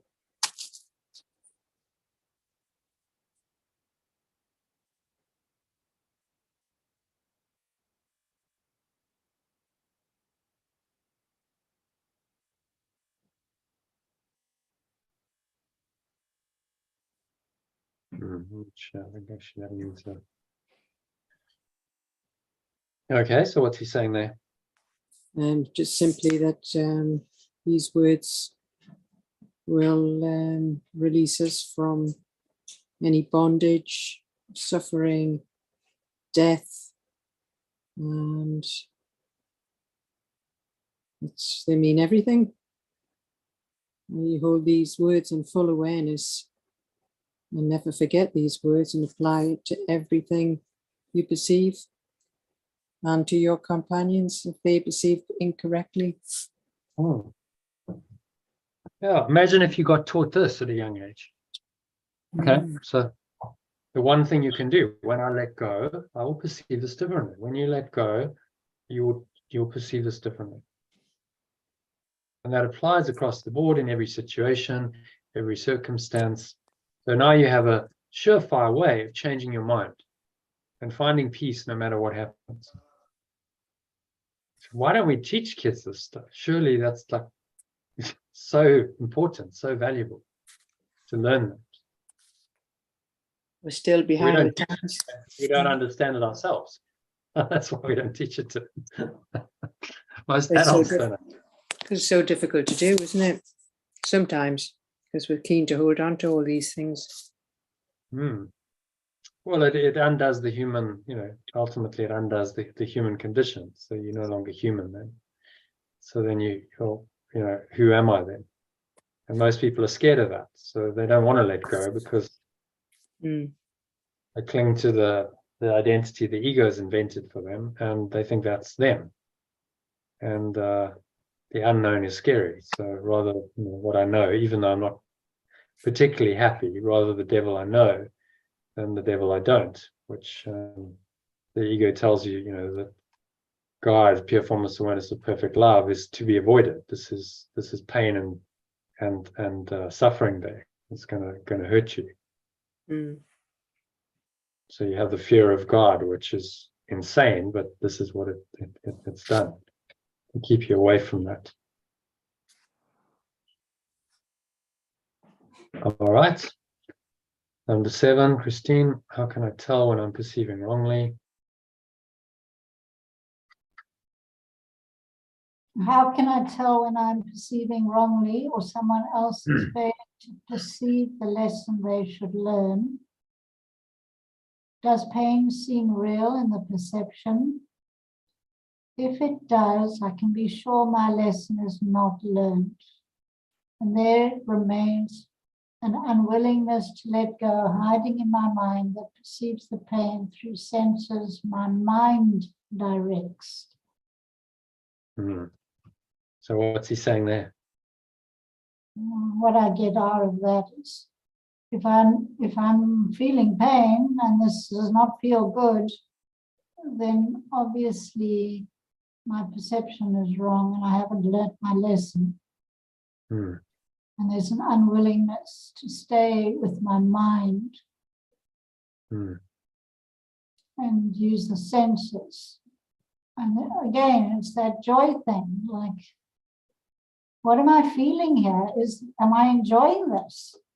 Have I let go? And is things flowing more easily because I'm having a different perception of things? But the habit is to push, stay with the pain, struggle, fight, attack, compete.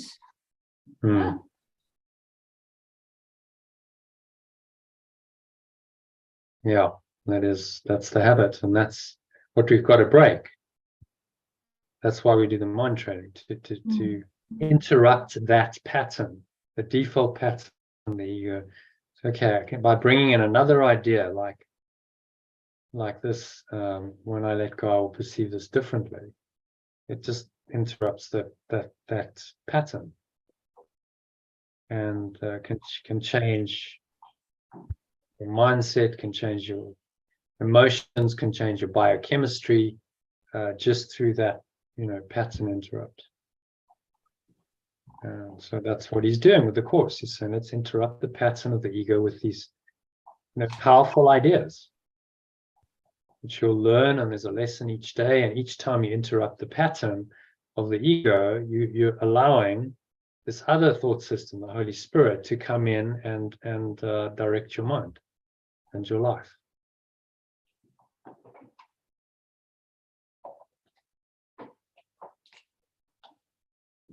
We're saying, pain. If pain is real, then correction needs to happen. If there's any pain, you haven't let go. Yeah. You haven't learned the lesson yet. And then we just suppress the pain with pills and painkillers, and we don't learn the lesson from the pain. Yeah.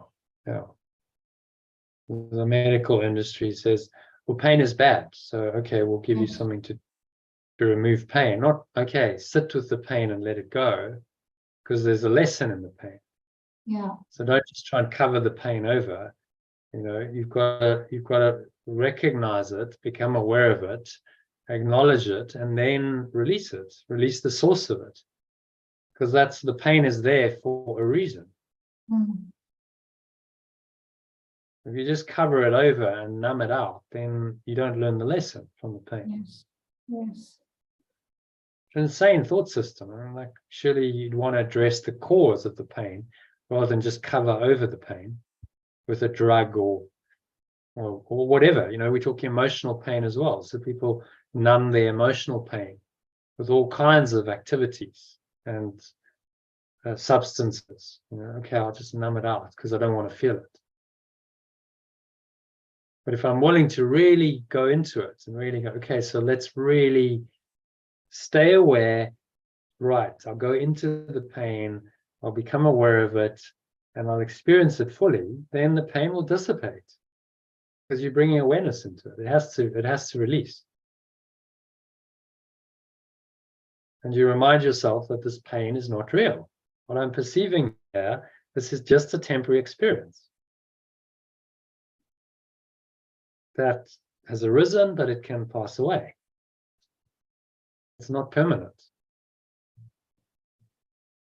ego tells you pain is permanent. You're stuck in pain forever.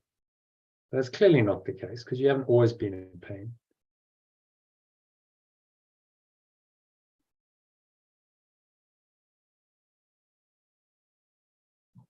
All right, so move to number 8.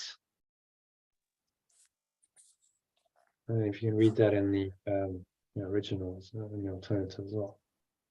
Thanks. In both, did you say? Yeah. Line by line. Hmm. Okay. God would not have you suffer thus. Pure formless awareness of perfect love does not want me to suffer like this. He would help you forgive yourself. Rather, it helps me let go of my false self. His son does not remember who he is. Its extension does not remember who it is. And God would have him not forget his love and all the gifts his love brings with it. So pure formless awareness of perfect love reminds its extension of its love and all the gifts its love brings with it. Would you now renounce your own salvation? Do I want to fall to learn the simple lessons that teach? Oh, sorry, yes. Yeah. Do I want to deny my own awakening? Yeah. Sorry, yeah. Do I want to deny my own awakening now? Right. So would you fail to learn the simple lessons heaven's teacher sets before you, that all pain may disappear and God may be remembered by his son? And do I want to fail to learn the simple lessons the teacher of pure formless awareness presents me, so that all all pain may disappear and pure formless awareness of perfect love may be remembered by its extension? Okay, so what's he saying in this one? Well, pure formless awareness doesn't want you to suffer, and it wants to help let go of your false self, and its extension doesn't remember who it is. So pure formless awareness of perfect love brings the gifts its loves. Well, do we want to deny our awakening, which is right now? And do we want to fail to learn the simple lessons the teacher of pure formless awareness presents us, so that all pain disappear? Yeah, so it's just something we need to look at right now. Let it go and be in pure formless awareness of perfect love. Bring everything to the surface: pain, suffering, death.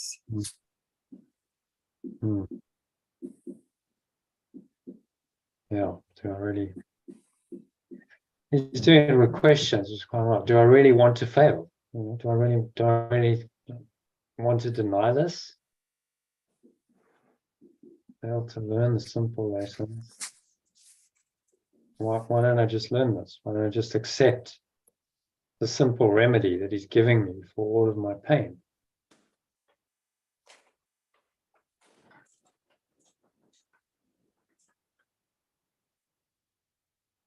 And so every lesson, he's asking us to make a choice, isn't he? He's asking us to make a choice for spirit and truth and against the ego. And this is how we awaken. We make these choices consistently. Do I really want to deny my own awakening now? And the use of questions, like, really? No, I don't. Because actually I want love, I want peace, I want joy. I'm starting to awaken to these, and why would I not want those? Is there really an option to go back to how I was a few years ago before I started this process? And I really want to return to that old way, that old state of being. If you ask yourself honestly, to say no, because you were asleep, you didn't know who you were, and you suffered accordingly. All right, so number 9. And just Christine, if you read it in the original and the alternative.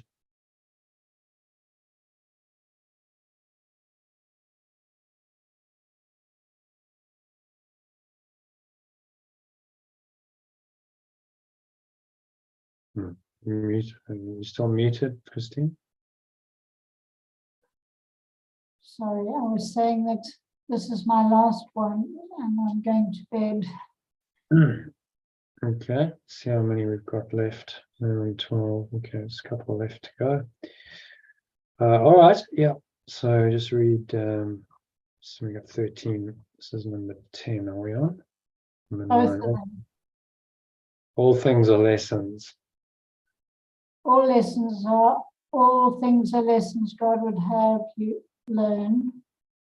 There are lessons in all situations that real formless awareness of perfect love helps me learn. He would not leave an unforgiving thought without correction, nor one thorn or nail to hurt his Holy Son in any way. It does not leave an unforgiving thought without correction, nor one thorn nor nail to hurt its wholly aware extension in any way. And he would ensure his holy rest, remain untroubled and serene, without a care, in an eternal home which cares for him. It ensures its extension's wholly aware rest remains untroubled and serene, without a care, in an eternal home which cares for its extension. And he would have all tears be wiped away, with none remaining yet unshed, and none but waiting their appointed time to fall. And it will wipe away all tears now and make future suffering and sorrow impossible.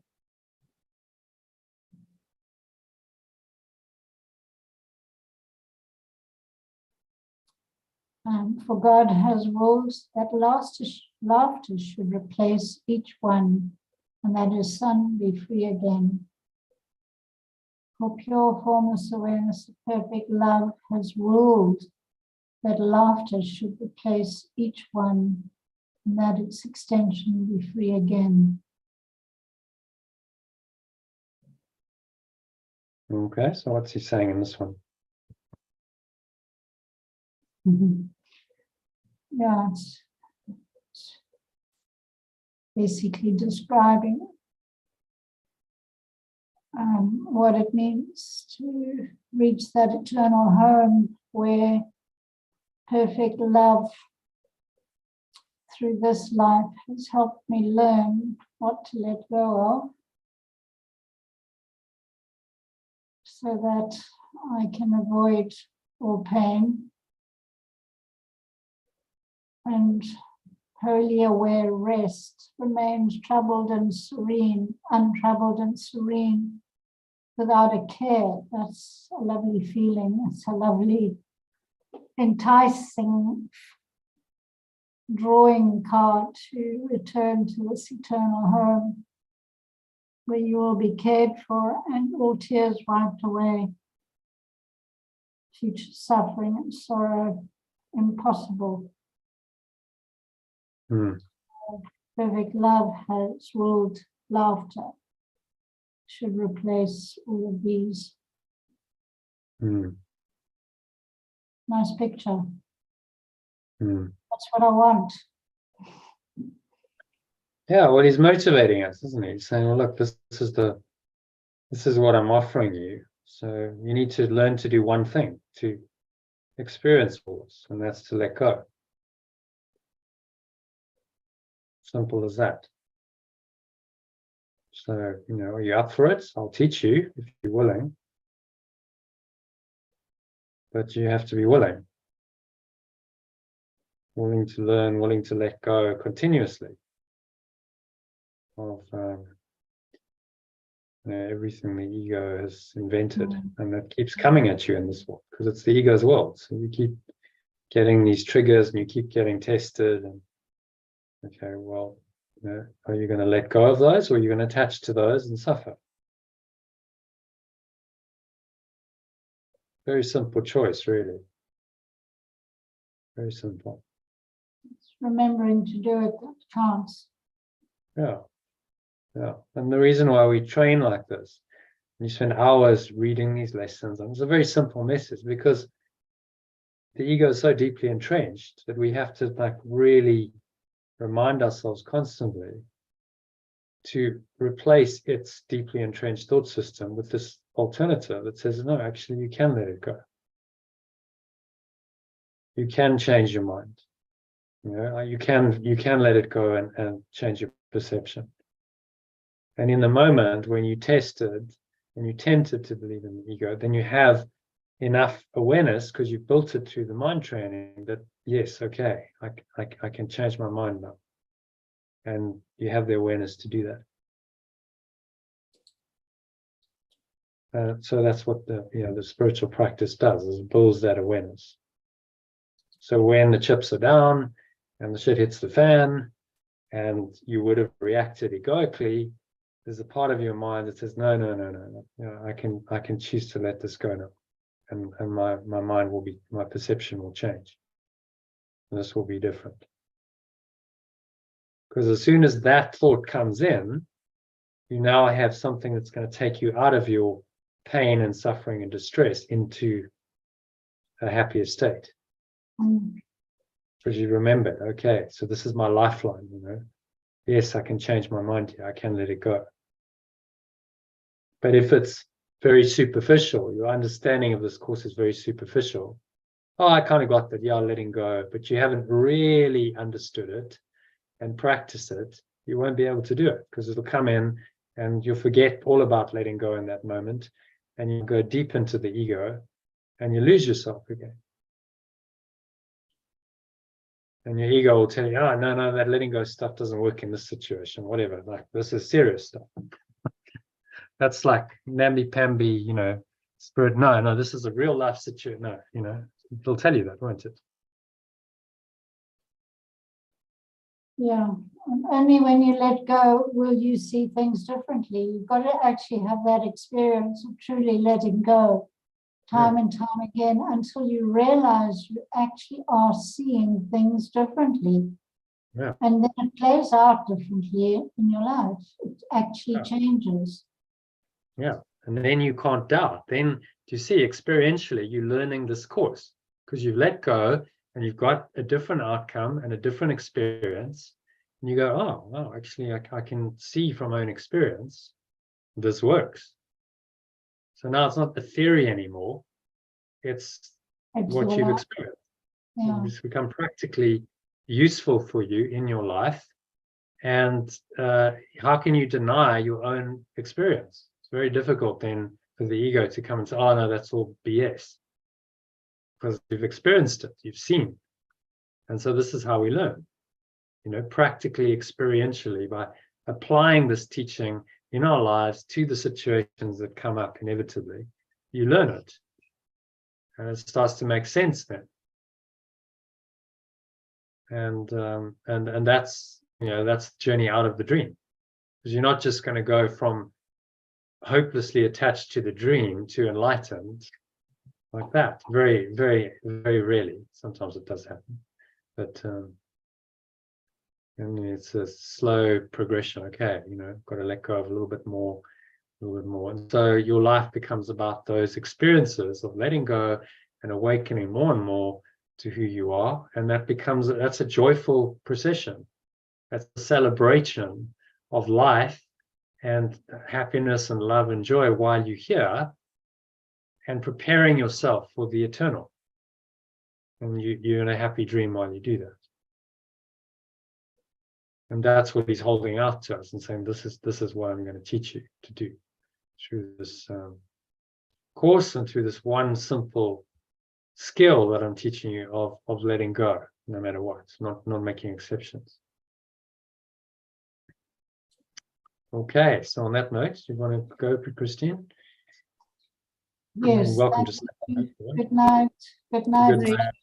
Yeah, good night, Christine. No session tomorrow because I'm traveling and going to Yes. London, and And next so one we'll is do Sunday. next next one will Sunday. be Sunday. Yeah, I could maybe do one on Saturday morning, but I don't know if that would work for anyone. So Saturday morning, too early.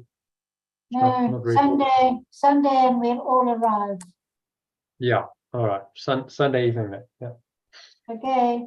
Bye. See you Sunday evening, Okay, Christine. have a good weekend. Bye. All right. So number 10. Let's finish this, and we'll do a meditation, and then we can. I'm not sure we'll have time for the text tonight. So number 10. Elaine, if you want to read that. Yeah.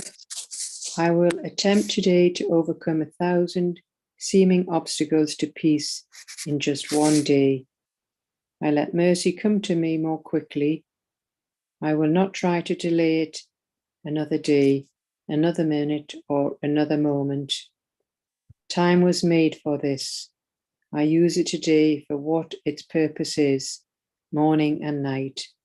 I devote what time I can to serve its proper aim, and do not let the time be less than meets my deepest need.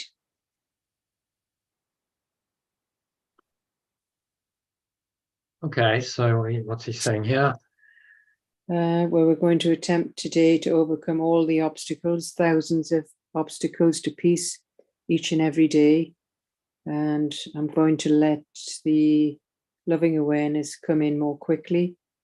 And we'll try to not delay another day, not a minute, not even a moment. We just get straight to letting go. And I use it today for what purpose it is. Morning, night, I just devote my time to serving this aim. One purpose. And he's saying really today you can get over all the obstacles, 1,000 seeming obstacles to peace in just one day. So you can choose to let it all go today and find this transcendent state of pure formless awareness and peace right now. Why delay? Why try to delay it another day, another minute, or even another moment? Why not just let it all go now? And so he's calling us to do it now. He's saying this is all the time is made for. Is this experience of letting go completely, wholly, and he's encouraging us to go the whole way. As the quote says, throw yourself off. Just give it all. Give it your whole heart. Throw yourself into this, and trust that this is what you want. As she says, do it. Throw yourself. Okay, so you're gonna let it all go. That's what throwing yourself means. You're gonna let it all go and surrender to peace. Mm-hmm.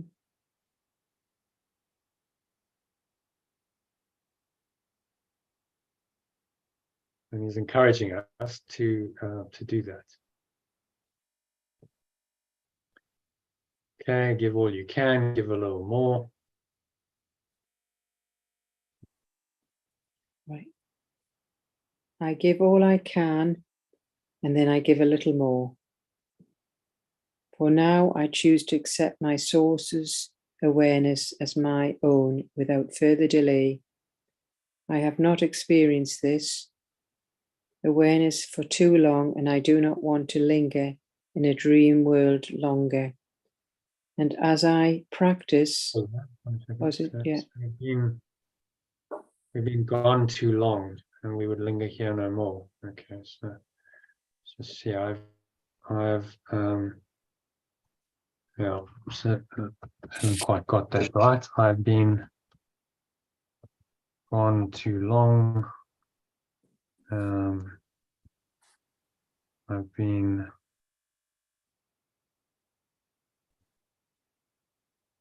apart from my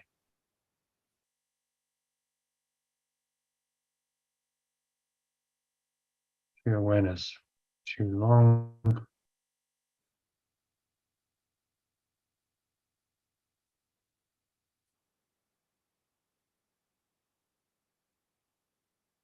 And do not want to linger in a dream world longer.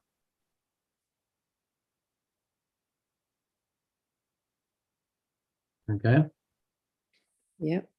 I have been apart from my true awareness for too long, and I do not want to linger in a dream world longer.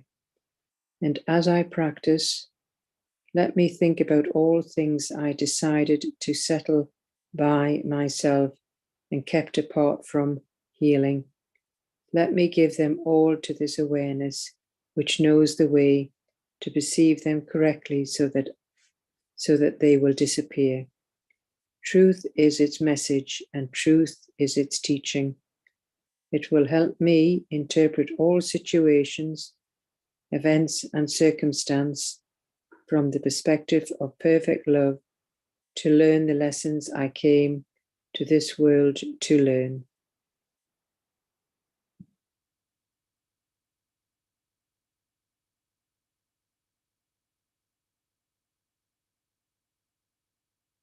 Okay, so what's he saying there?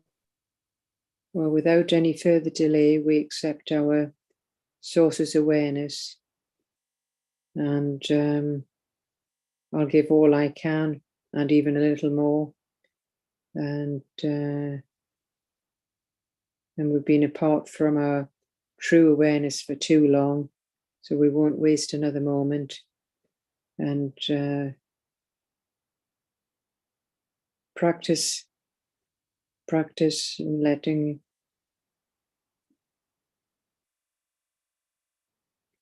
and I decide to settle by myself and kept away by healing.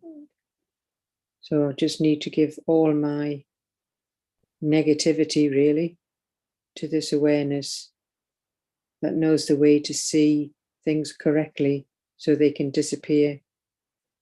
Truth is its message, and truth is its teaching, and it will help me interpret all these miserable situations and events and circumstances from the perspective of perfect love to learn the lesson I came to this world to learn. Excuse me. Let's see. Oh, so it's going to help me reinterpret everything without exception. So this, what he calls full transfer of training, that this idea of letting go becomes the way that you interpret everything, all situations, events, and circumstances from the perspective of perfect love. And when you do that, you learn the lessons that you came to learn.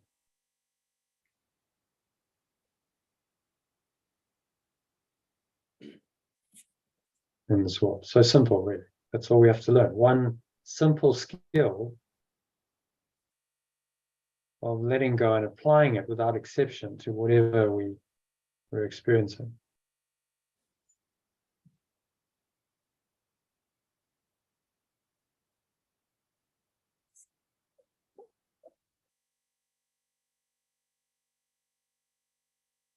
Okay, so each hour spends a little time today. The altar. I spend a little time each hour today and in the days to come in practicing the lesson in letting go in the form established for the day. And I try to give it application to the happenings the hour brought so that the next one is free of the one before. The chains of time are easily unloosened in this way, I let no 1 hour period cast its shadow on the one that follows and the one that goes. Let everything that seemed to happen in its passing go with it. So I will remain unbound in eternal peace in the world of time. Yeah. So this is why the regular practice is important. Are you managing to do that? I try, but yeah, still work in progress. Did you do that? You were going to do that one day. Did you manage to do that one day? I did, yeah, I did it reasonably well, but yeah, still not 100%, but it was okay. It was good. Okay. It does help, yes, you're quite right. It does help if you do the practice hourly to keep that rather than 24 hours, an hour's easier to get let go of than 24 hours of stress. Yeah. So as it arises, what he's saying is as it arises in that every hour, you correct it. Okay. So something that arises and you find yourself being triggered, you let it go. So you don't accumulate it. Yeah, that's true. And in this way, the chains of time are loosened. So you're not getting yourself all attached to the dreams. You just know moment by moment as it arises. So you're training you to get to the point where by default, you don't need a practice period. By default, you would just let it go. Something arises and you immediately let it go. So the structure is there just to train you so that eventually it becomes second nature. Okay, something arose, I got a bit triggered. All right, I'm going to let it go right now. And you do that quickly, maybe a matter of minutes, and done. But it requires a training, mind training to do that, which is why he's saying do it hourly. It makes sense, yeah. So yeah, the more you might not manage it hourly, but even if you're out and about, then you can just bring the idea to mind and spend a few moments with it. You could be driving in the car, you could be walking around. Okay, just remember the idea, and even for a few seconds, that's going to help because that's a little correction. That's reminding yourself, okay, I can all do it. I can take a deep breath. I can do it in my mind, and then continue on. And I could do that without anyone even noticing. That's where he wants to get us. So initially, you might need to remind yourself and put a reminder on your phone. So go, okay, all right. So it beeps and you go, all right, so just let me remember the idea. Take a few moments, bring the idea to mind. It's a simple idea. I learn the lessons. Today I choose to learn lessons. You've got it on your phone, so you can just pull it up. You need help with that. It's in Telegram. This is the lesson. There are lessons in all situations that perfect love will help me learn. It's particularly useful if you get triggered. Particularly, so something comes. Oh, okay, this is a lesson that perfect love will help me learn. Yeah. Okay, that's what's really going on here. Okay, so let it go, breathe it out. The lesson is to let it go. That's the lesson. And the more you do that, obviously, the better you get at it. Becomes the default, yeah. Starts to become just the default way you deal with the inevitable challenges of life. Okay, well, I just let it go. And I restore my mind to peace. And then, okay, what do I do? If I need to do something about it, then I'll be told. But maybe I don't. Maybe I just let it go.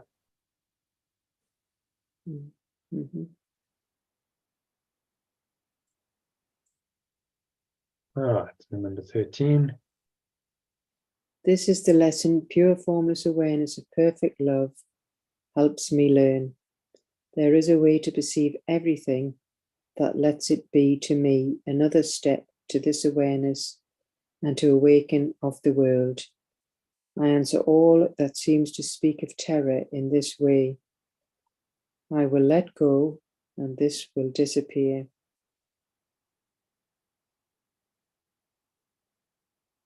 Oh, shall I read this? I repeat these words in the face of every worry, every care, and every form of suffering. And then I hold the key that opens the state of pure formless awareness to me and brings a source of perfect love down to earth at last to raise its extension up to the state of pure formless awareness. Pure formless awareness of perfect love will take this final step itself. I will not deny these little steps it asks me to take towards it to prepare me for this.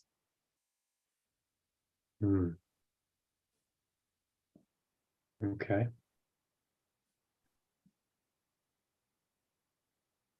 So, thoughts on that? What's he saying?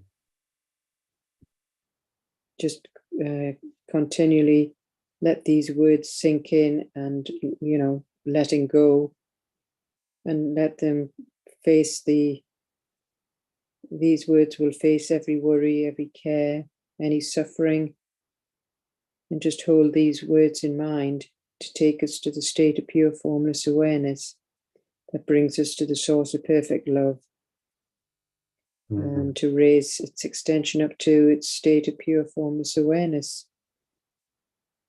So we will take little steps and asks, I will not deny the little steps it asks me to take towards it to prepare me for this. Just taking these little baby steps and,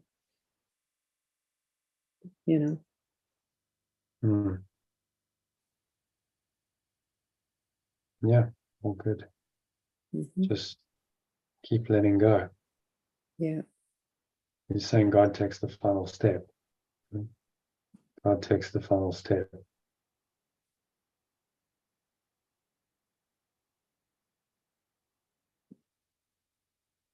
God will take this final step himself. So these are the steps in correcting our minds, our perception, to prepare us for the final step, which is where you just merge back in to that awareness. And awareness becomes our awareness. How that happens, he says, you don't have to worry about that. God takes the final step. This awareness just comes and arises and overwhelms you, and you surrender to it. But these little steps are, the steps back. What our choice to return and prepare ourselves for that final step. So why wouldn't we do it?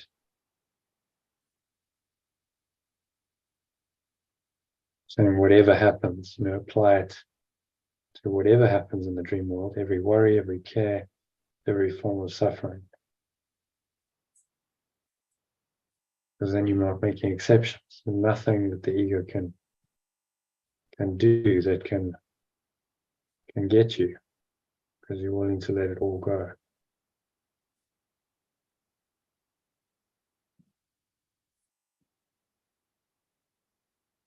Okay, so a little summary here. You want to read that, and then we'll go into the meditation on it, if you like. This lesson explores the concept of pure formless awareness of perfect love, illustrating how it transcends the limitations of human perception and understanding. The underlying message emphasizes that this awareness is ever expanding, limitless, eternal, and filled with joy. It doesn't recognize contradictions and offers a path to correct my misperceptions, allowing true perception to shine through. The lesson of this awareness are reflected in loving kindness and are presented in various forms, though their core content remains the same. I am reminded that the key lesson is the ability to let go, and by doing so, I will perceive these things differently. This insight has the power to overcome distress, temptation, guilt, fear, and the illusion of pain. Of the illusion of pain. I perceive pain, suffering, and confusion as signs of my unwillingness to let go and embrace the awareness that offers a way to awaken from these false perceptions. Pure formless awareness desires my freedom from suffering, urging me to learn its lessons and remember its perfect love and gifts. It will replace sorrow with laughter and ensures my eternal peace. I am encouraged to overcome obstacles and not delay in accepting this awareness, allowing it to interpret all situations from the perspective of perfect love. The lesson encourages me to practice letting go, unbinding oneself from the chains of time, and remaining in eternal peace. The awareness helps me to see everything as a step towards awakening, and I am urged to repeat the words, I will let go, and this will disappear in the face of worries and suffering. This path leads to a final step where pure formless awareness itself completes the journey, helping me to recognize the state of pure formless awareness and accept the source of perfect love. Okay, so thoughts on that? The main topic is to learn to let go through the little steps that's prescribed to us. And the joy will be, you're going to have joy, love, compared to all the suffering. So it's just obvious the choice we're going to go for. Letting go. Yeah, it's a moment by moment choice and experience. Mm-hmm. And just apply it to everything that crops up in your experience. Yeah. And you can't fail to become aware then of the truth of who you are, and God will take the final step. Where this pure formless awareness of perfect love comes and just completes the journey.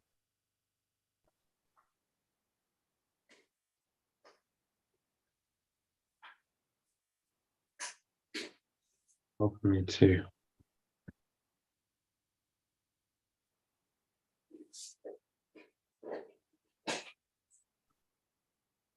surrender to the state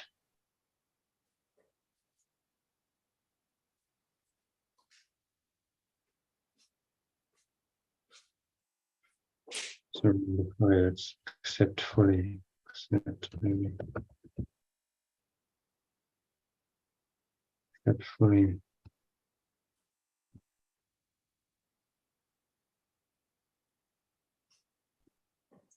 Fully accept.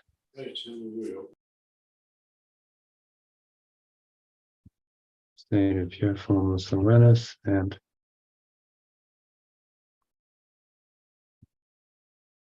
my source.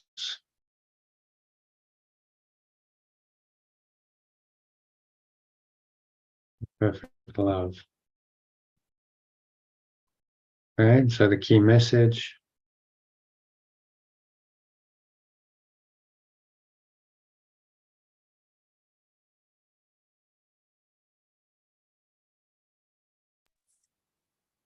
This lesson emphasizes the power of letting go to perceive things differently. By embracing this awareness, I can overcome suffering and fear, awaken to truth, and remain in eternal peace. The practice of letting go leads me towards the realization that I am pure formless awareness of perfect love.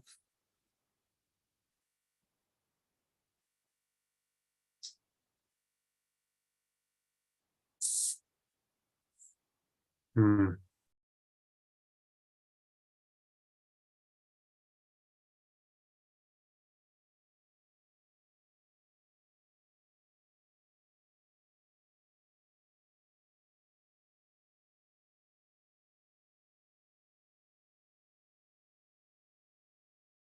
Right.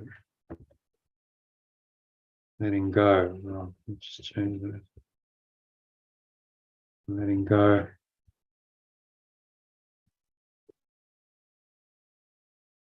It's one skill, letting go of any negative thoughts and emotions without exception.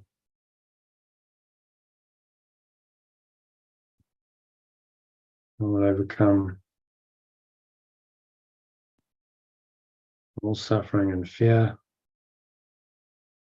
Awaken to the truth.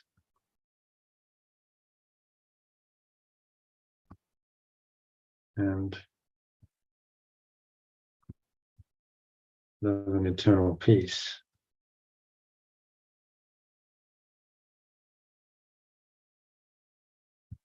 The ultimate realization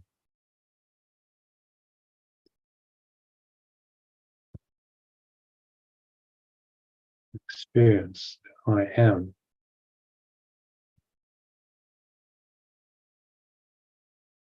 Pure formless. I'm only.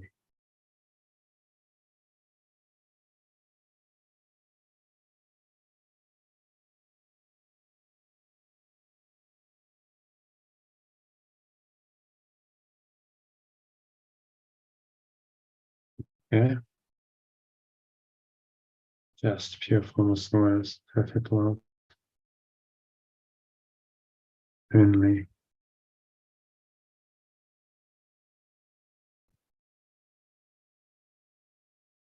Read this from the top again. Key message. The lesson emphasizes the power of letting go to perceive things differently. By letting go of any negative thoughts and emotions without exception, I will overcome all suffering and fear, awaken to truth, and live in eternal peace. The practice of letting go leads me towards the ultimate realization and experience that I am only pure formless awareness of perfect love.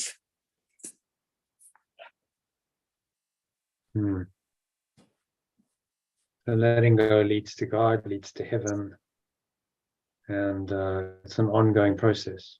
I think that's really the summary of the lesson. So keep doing it, and you can't fail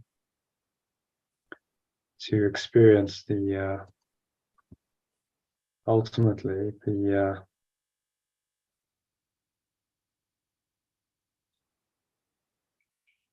deep peace and joy that are your divine inheritance, and go back home to heaven. It's a done deal, really, if you keep letting go.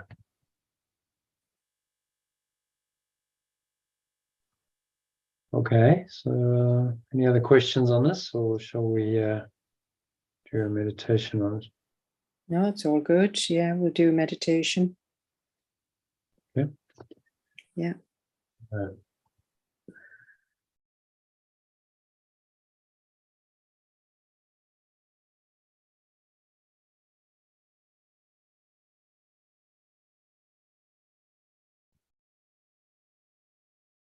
All right, so just making yourself comfortable. Sitting in your favorite meditation posture, your feet shoulder width apart, your back straight. Cup your hands in your lap, close your eyes. And start off by taking a nice deep breath in through the nose. So you're breathing in. Noticing how the stomach rises and the chest rises. clenching the sphincter muscles, the muscle used to contract the flow of urine or squeeze the last drops out. Squeeze, feel the energy rising up the spine into your heart center. Put one hand in your heart, connect in with your heart space, and then draw it up into the crown of your head. Just pausing at the top of that inhale, smile. So just scan your mind, notice thoughts, emotions, related body sensations going on. Taking anything that feels negative, limiting, contracted, constricting in any way. You breathe in on it. Nice deep inhale, breath. Pause, scan the mind. Notice any negative thoughts, any negates truth of perfect love, and blow it out. Remember that all things are lessons that God or pure formless awareness, perfect love wants you to learn. So this, say to yourself, this situation is a lesson that perfect love will help me learn. A lesson in this for me that perfect love will help me learn, and helps me learn it by letting go my mental and emotional attachment to it, and learn it by letting go of the reality I've given to it. So just do that right now. You look on this situation that might be causing you any kind of pain, mental, emotional, physical pain, stress, suffering, and you just exhale and blow it out. The breeze of your breath. And the nothingness that it really is. It's going, gone. Although stomach into the spine, expel the last remaining air out. And you rest here in this deep peace and stillness.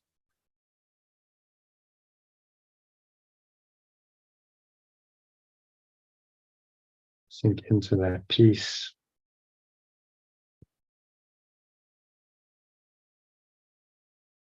Breathing in and out through your nose.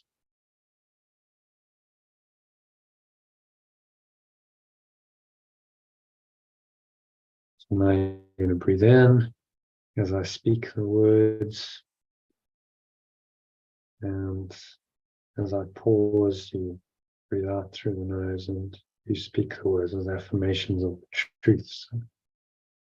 I'll read you the executive summary of this lesson and the key message. So breathing in, notice how the stomach rises and the chest rises, squeeze the sphincter muscle to lock the energy in, pause, hold the breath as you listen to these profound words. So this lesson explores the concept of pure formless awareness, perfect love, illustrating how it transcends the limitations of human perception and understanding.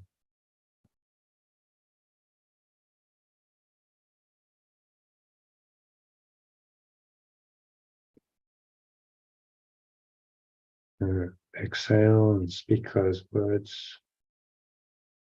This lesson explores the concept of perfect love and illustrates how it transcends the limitations of human perception and understanding.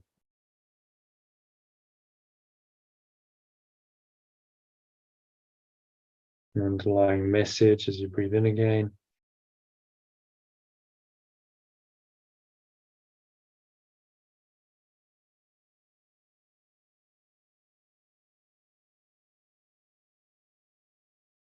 Is that this awareness is ever expanding, limitless, eternal, filled with joy. Exhale. As you speak those words, try and feel into them. Feel this ever expanding, limitless,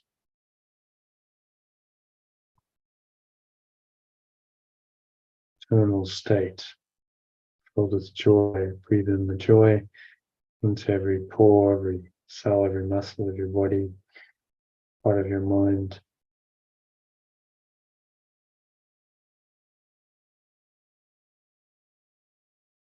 Breathe in the joy. Feel it.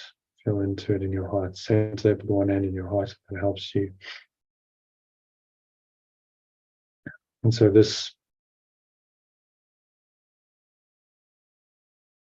awareness doesn't recognize contradictions and offers a path to correct my misperceptions.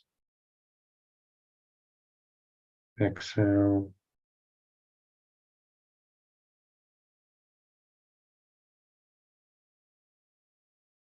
Moving in again, allowing true perception to shine through. Exhale as you speak those words. Breathe in again. The lessons of this awareness are reflected in loving kindness and are presented in various forms.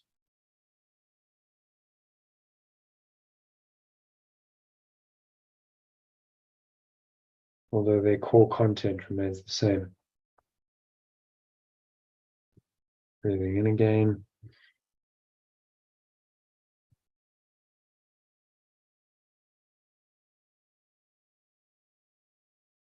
And my key lessons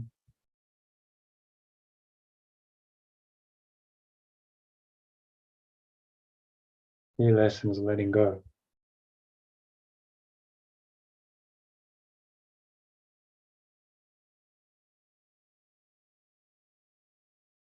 Of any negative.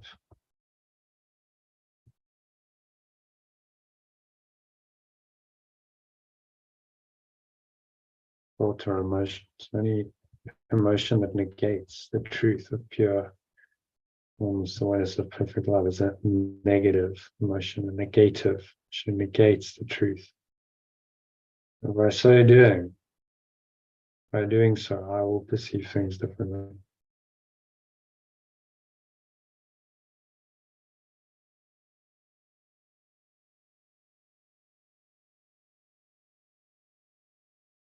Breathe in again. And this insight has the power to overcome distress, temptation, guilt, fear, and the illusion of pain.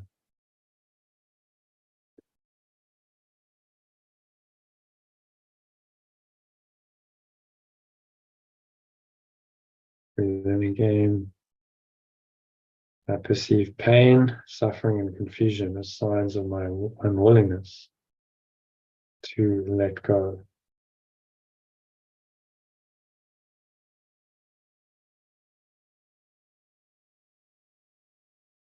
Embrace the awareness that offers a way to awaken from these false perceptions.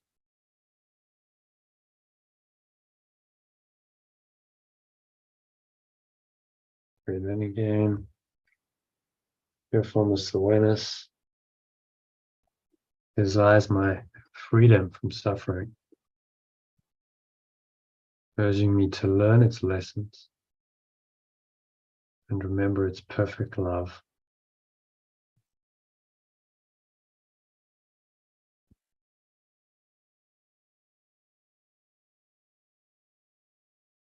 And other gifts.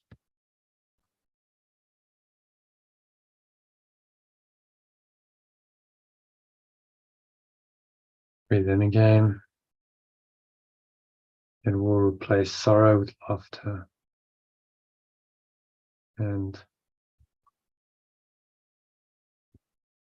ensure my eternal peace.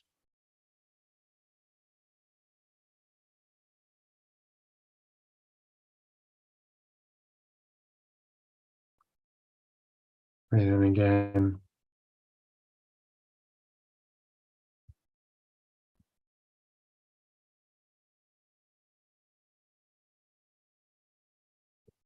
I'm encouraged to overcome obstacles and not delay in accepting this awareness.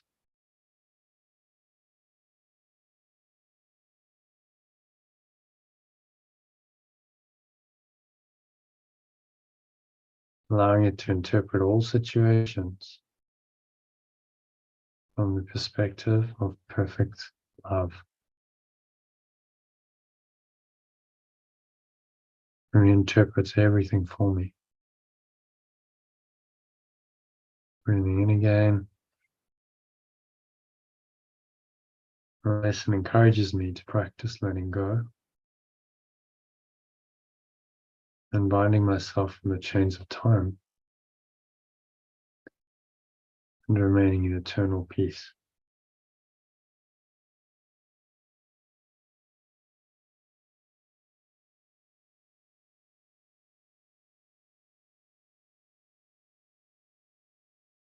Breathe in again.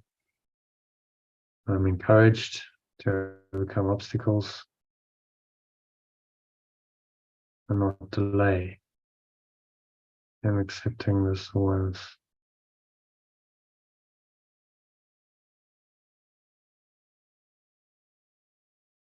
Allowing it to interpret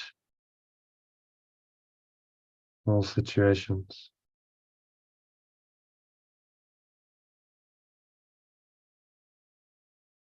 from the perspective of perfect love.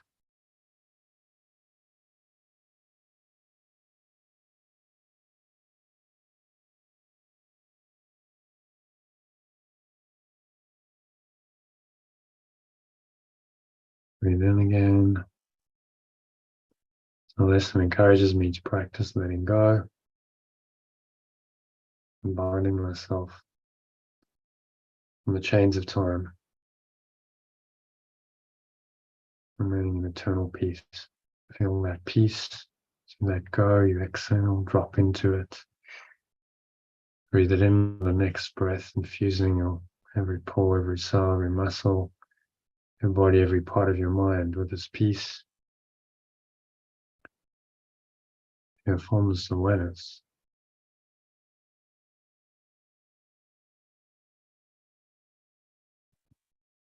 Helps me to see everything.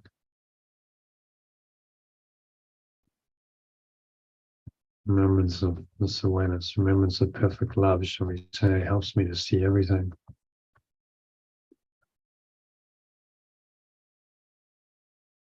As a step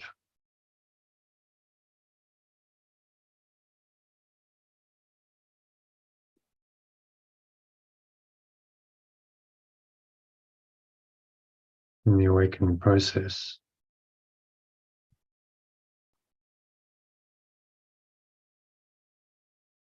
And I'm urged to repeat the words, I will let go and this will disappear.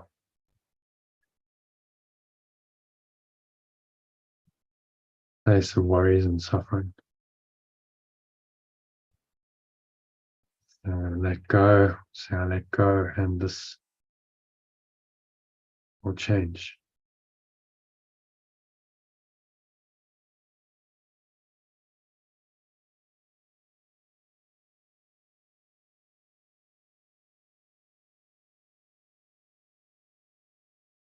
Path leads to a final step.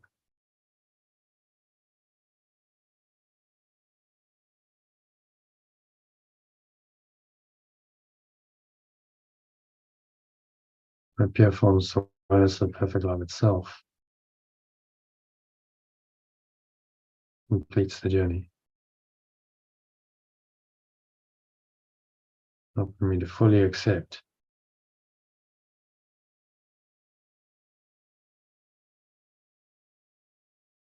state of pure formless awareness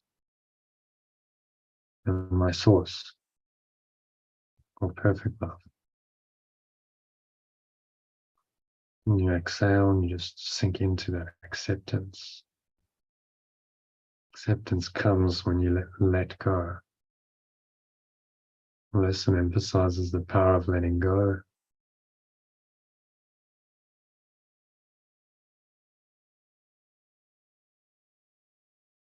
to help me perceive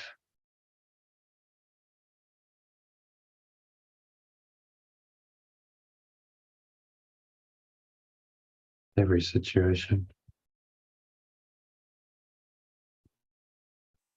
differently.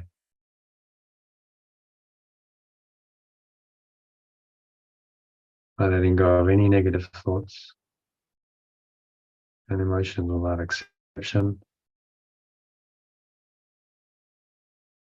I will overcome all suffering and fear. Awaken to the truth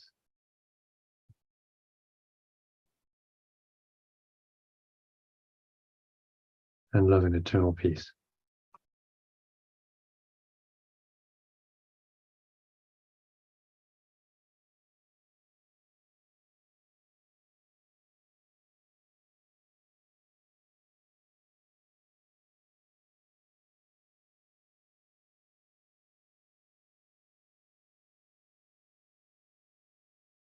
So the practice of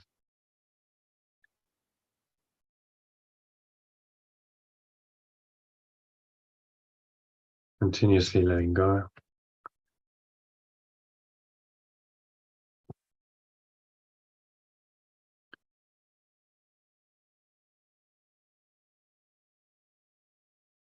leads me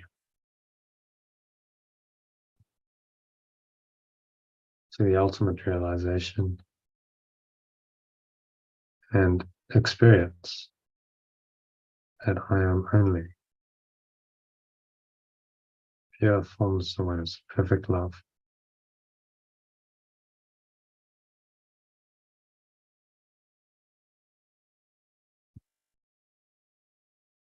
And nothing else.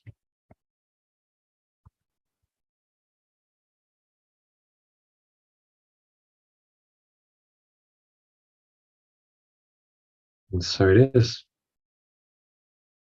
So be it. Amen. So it is, and so be it. That's what Amen means. And so just rest here for a few moments. In this deep peace and stillness. At the quietness, the eternal peace of pure formless awareness, perfect love, just arise in you, in your heart, feel it in your heart, breathe into it in your mind,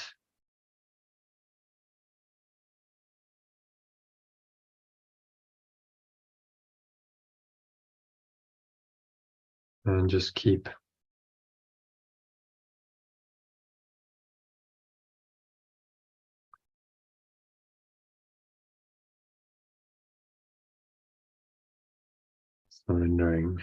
surrender to this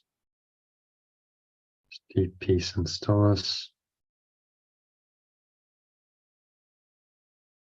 breathing in and out through your nose, observe the breath. Nowhere else to go, nothing else to do, nothing else to think about. Just breathe, relax, be still, and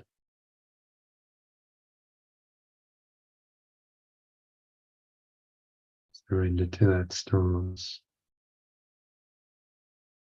That's letting go, reveal the truth to you of who you are in the next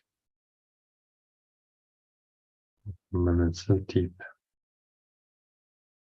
connected silence.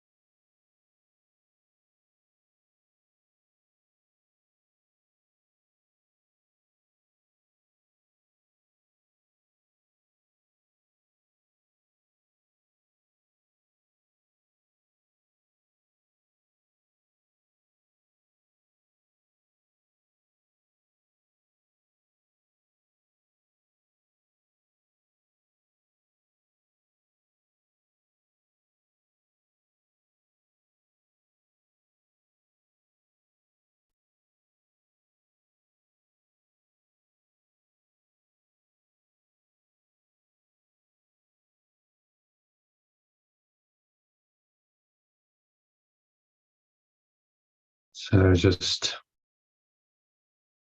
gently coming back to an awareness of the body and the breath, the senses and the world. And on the count of 3, you're going to open your eyes.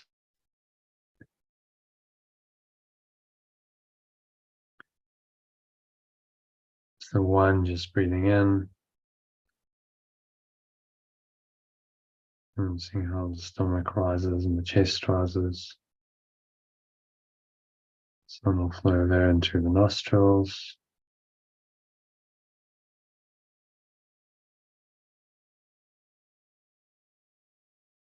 And pause at the top of the inhale. Scan the mind, notice thoughts, emotions, related body sensations that are at all limiting, contracted, constricting, negative in any way. Observe those. And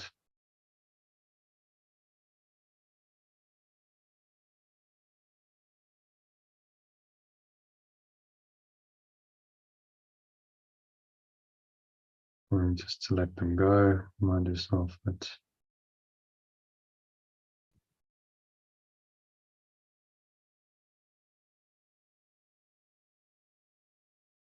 all things are lessons God would have me learn.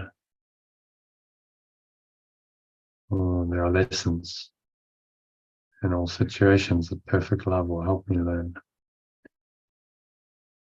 And this is just another lesson. The lesson is always to let go of it.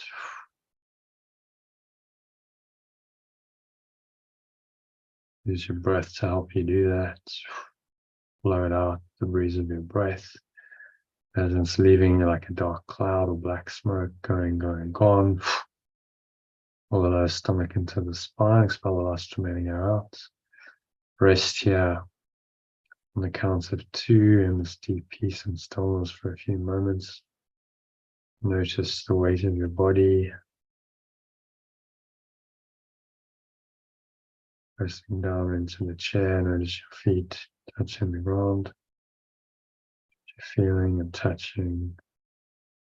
Subtle taste in your mouth, smell in your nose. Notice what you're hearing. Surrounding environment. Breathe in again, notice the smell. And notice all these things without judgment. So I'm going to attempt to name and judge and label any of these perceptions. They just arise and they pass away. And you're just rooted in this pure, formless, non-judgmental awareness. And just stay rooted in that for the rest of the evening. Carry it with you on into tomorrow and your weekend. So it is said, so it is done. And on the count of 3, open your eyes. So take a moment to look around. Just anchor the state in. Look at any object randomly. Notice it's deep, peaceful awareness is still there. You can close your eyes briefly and open them. Notice that it's the same awareness whether your eyes are closed or open. Look around the room, up and down, behind you, left and right, and just observe anything that's in your field of vision for a few seconds. Close your eyes, open your eyes, notice this awareness. Do that for, say, half a dozen objects, just for a few seconds at a time. Notice that it's the same awareness. There's just this deep peace. Whether your eyes are open or closed, it's the same awareness, it's the same peace. And so you're teaching yourself that that peace is with you always, goes with you wherever you go, and it's available to you at any moment. Key to that peace is one thing, and that's letting go.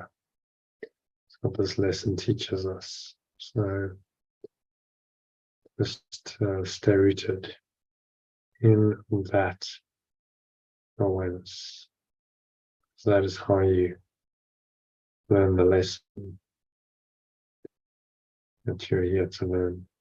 Let go of everything that blocks or denies that awareness. That is the one lesson you have come into this world to learn.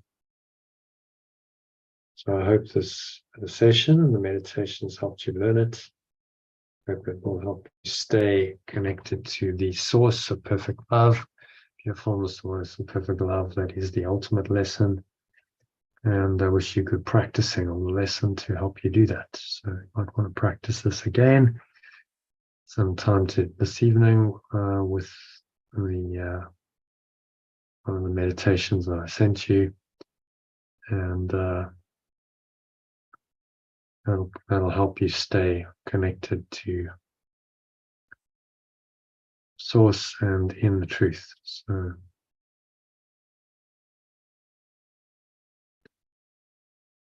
brings us to the end of the meditation and of tonight's session. So thank you, and namaste. Which means the perfect love in me acknowledges and honors that same perfect loving awareness in you. So thank you to Elaine and Christine who joined, made the session possible. And if you're not a member of our community, please join me on Sunday. There's an open session, a masterclass that you can join from 7 p.m. UK time, 8 p.m. SA time, which will give you much more insight into this community, what's involved, how it can help you to awaken yourself. So look below, posted comments below this video. Below you can click the link there, go to theaolg.com, it's theaolg.com. Just click the link and you can register for free. Join us for the next masterclass. You can also subscribe to the channel if you're not already subscribed and you like this content, and get some of the material that I talked about today, that I shared at the beginning of the session, sent to you every day. You sign up to my mailing list or Telegram group. Actually, I send out stuff on Telegram every day. So I hope you'll do that, and hope to connect with you on the inside. Namaste. Bye for now. I wish you a very peaceful evening.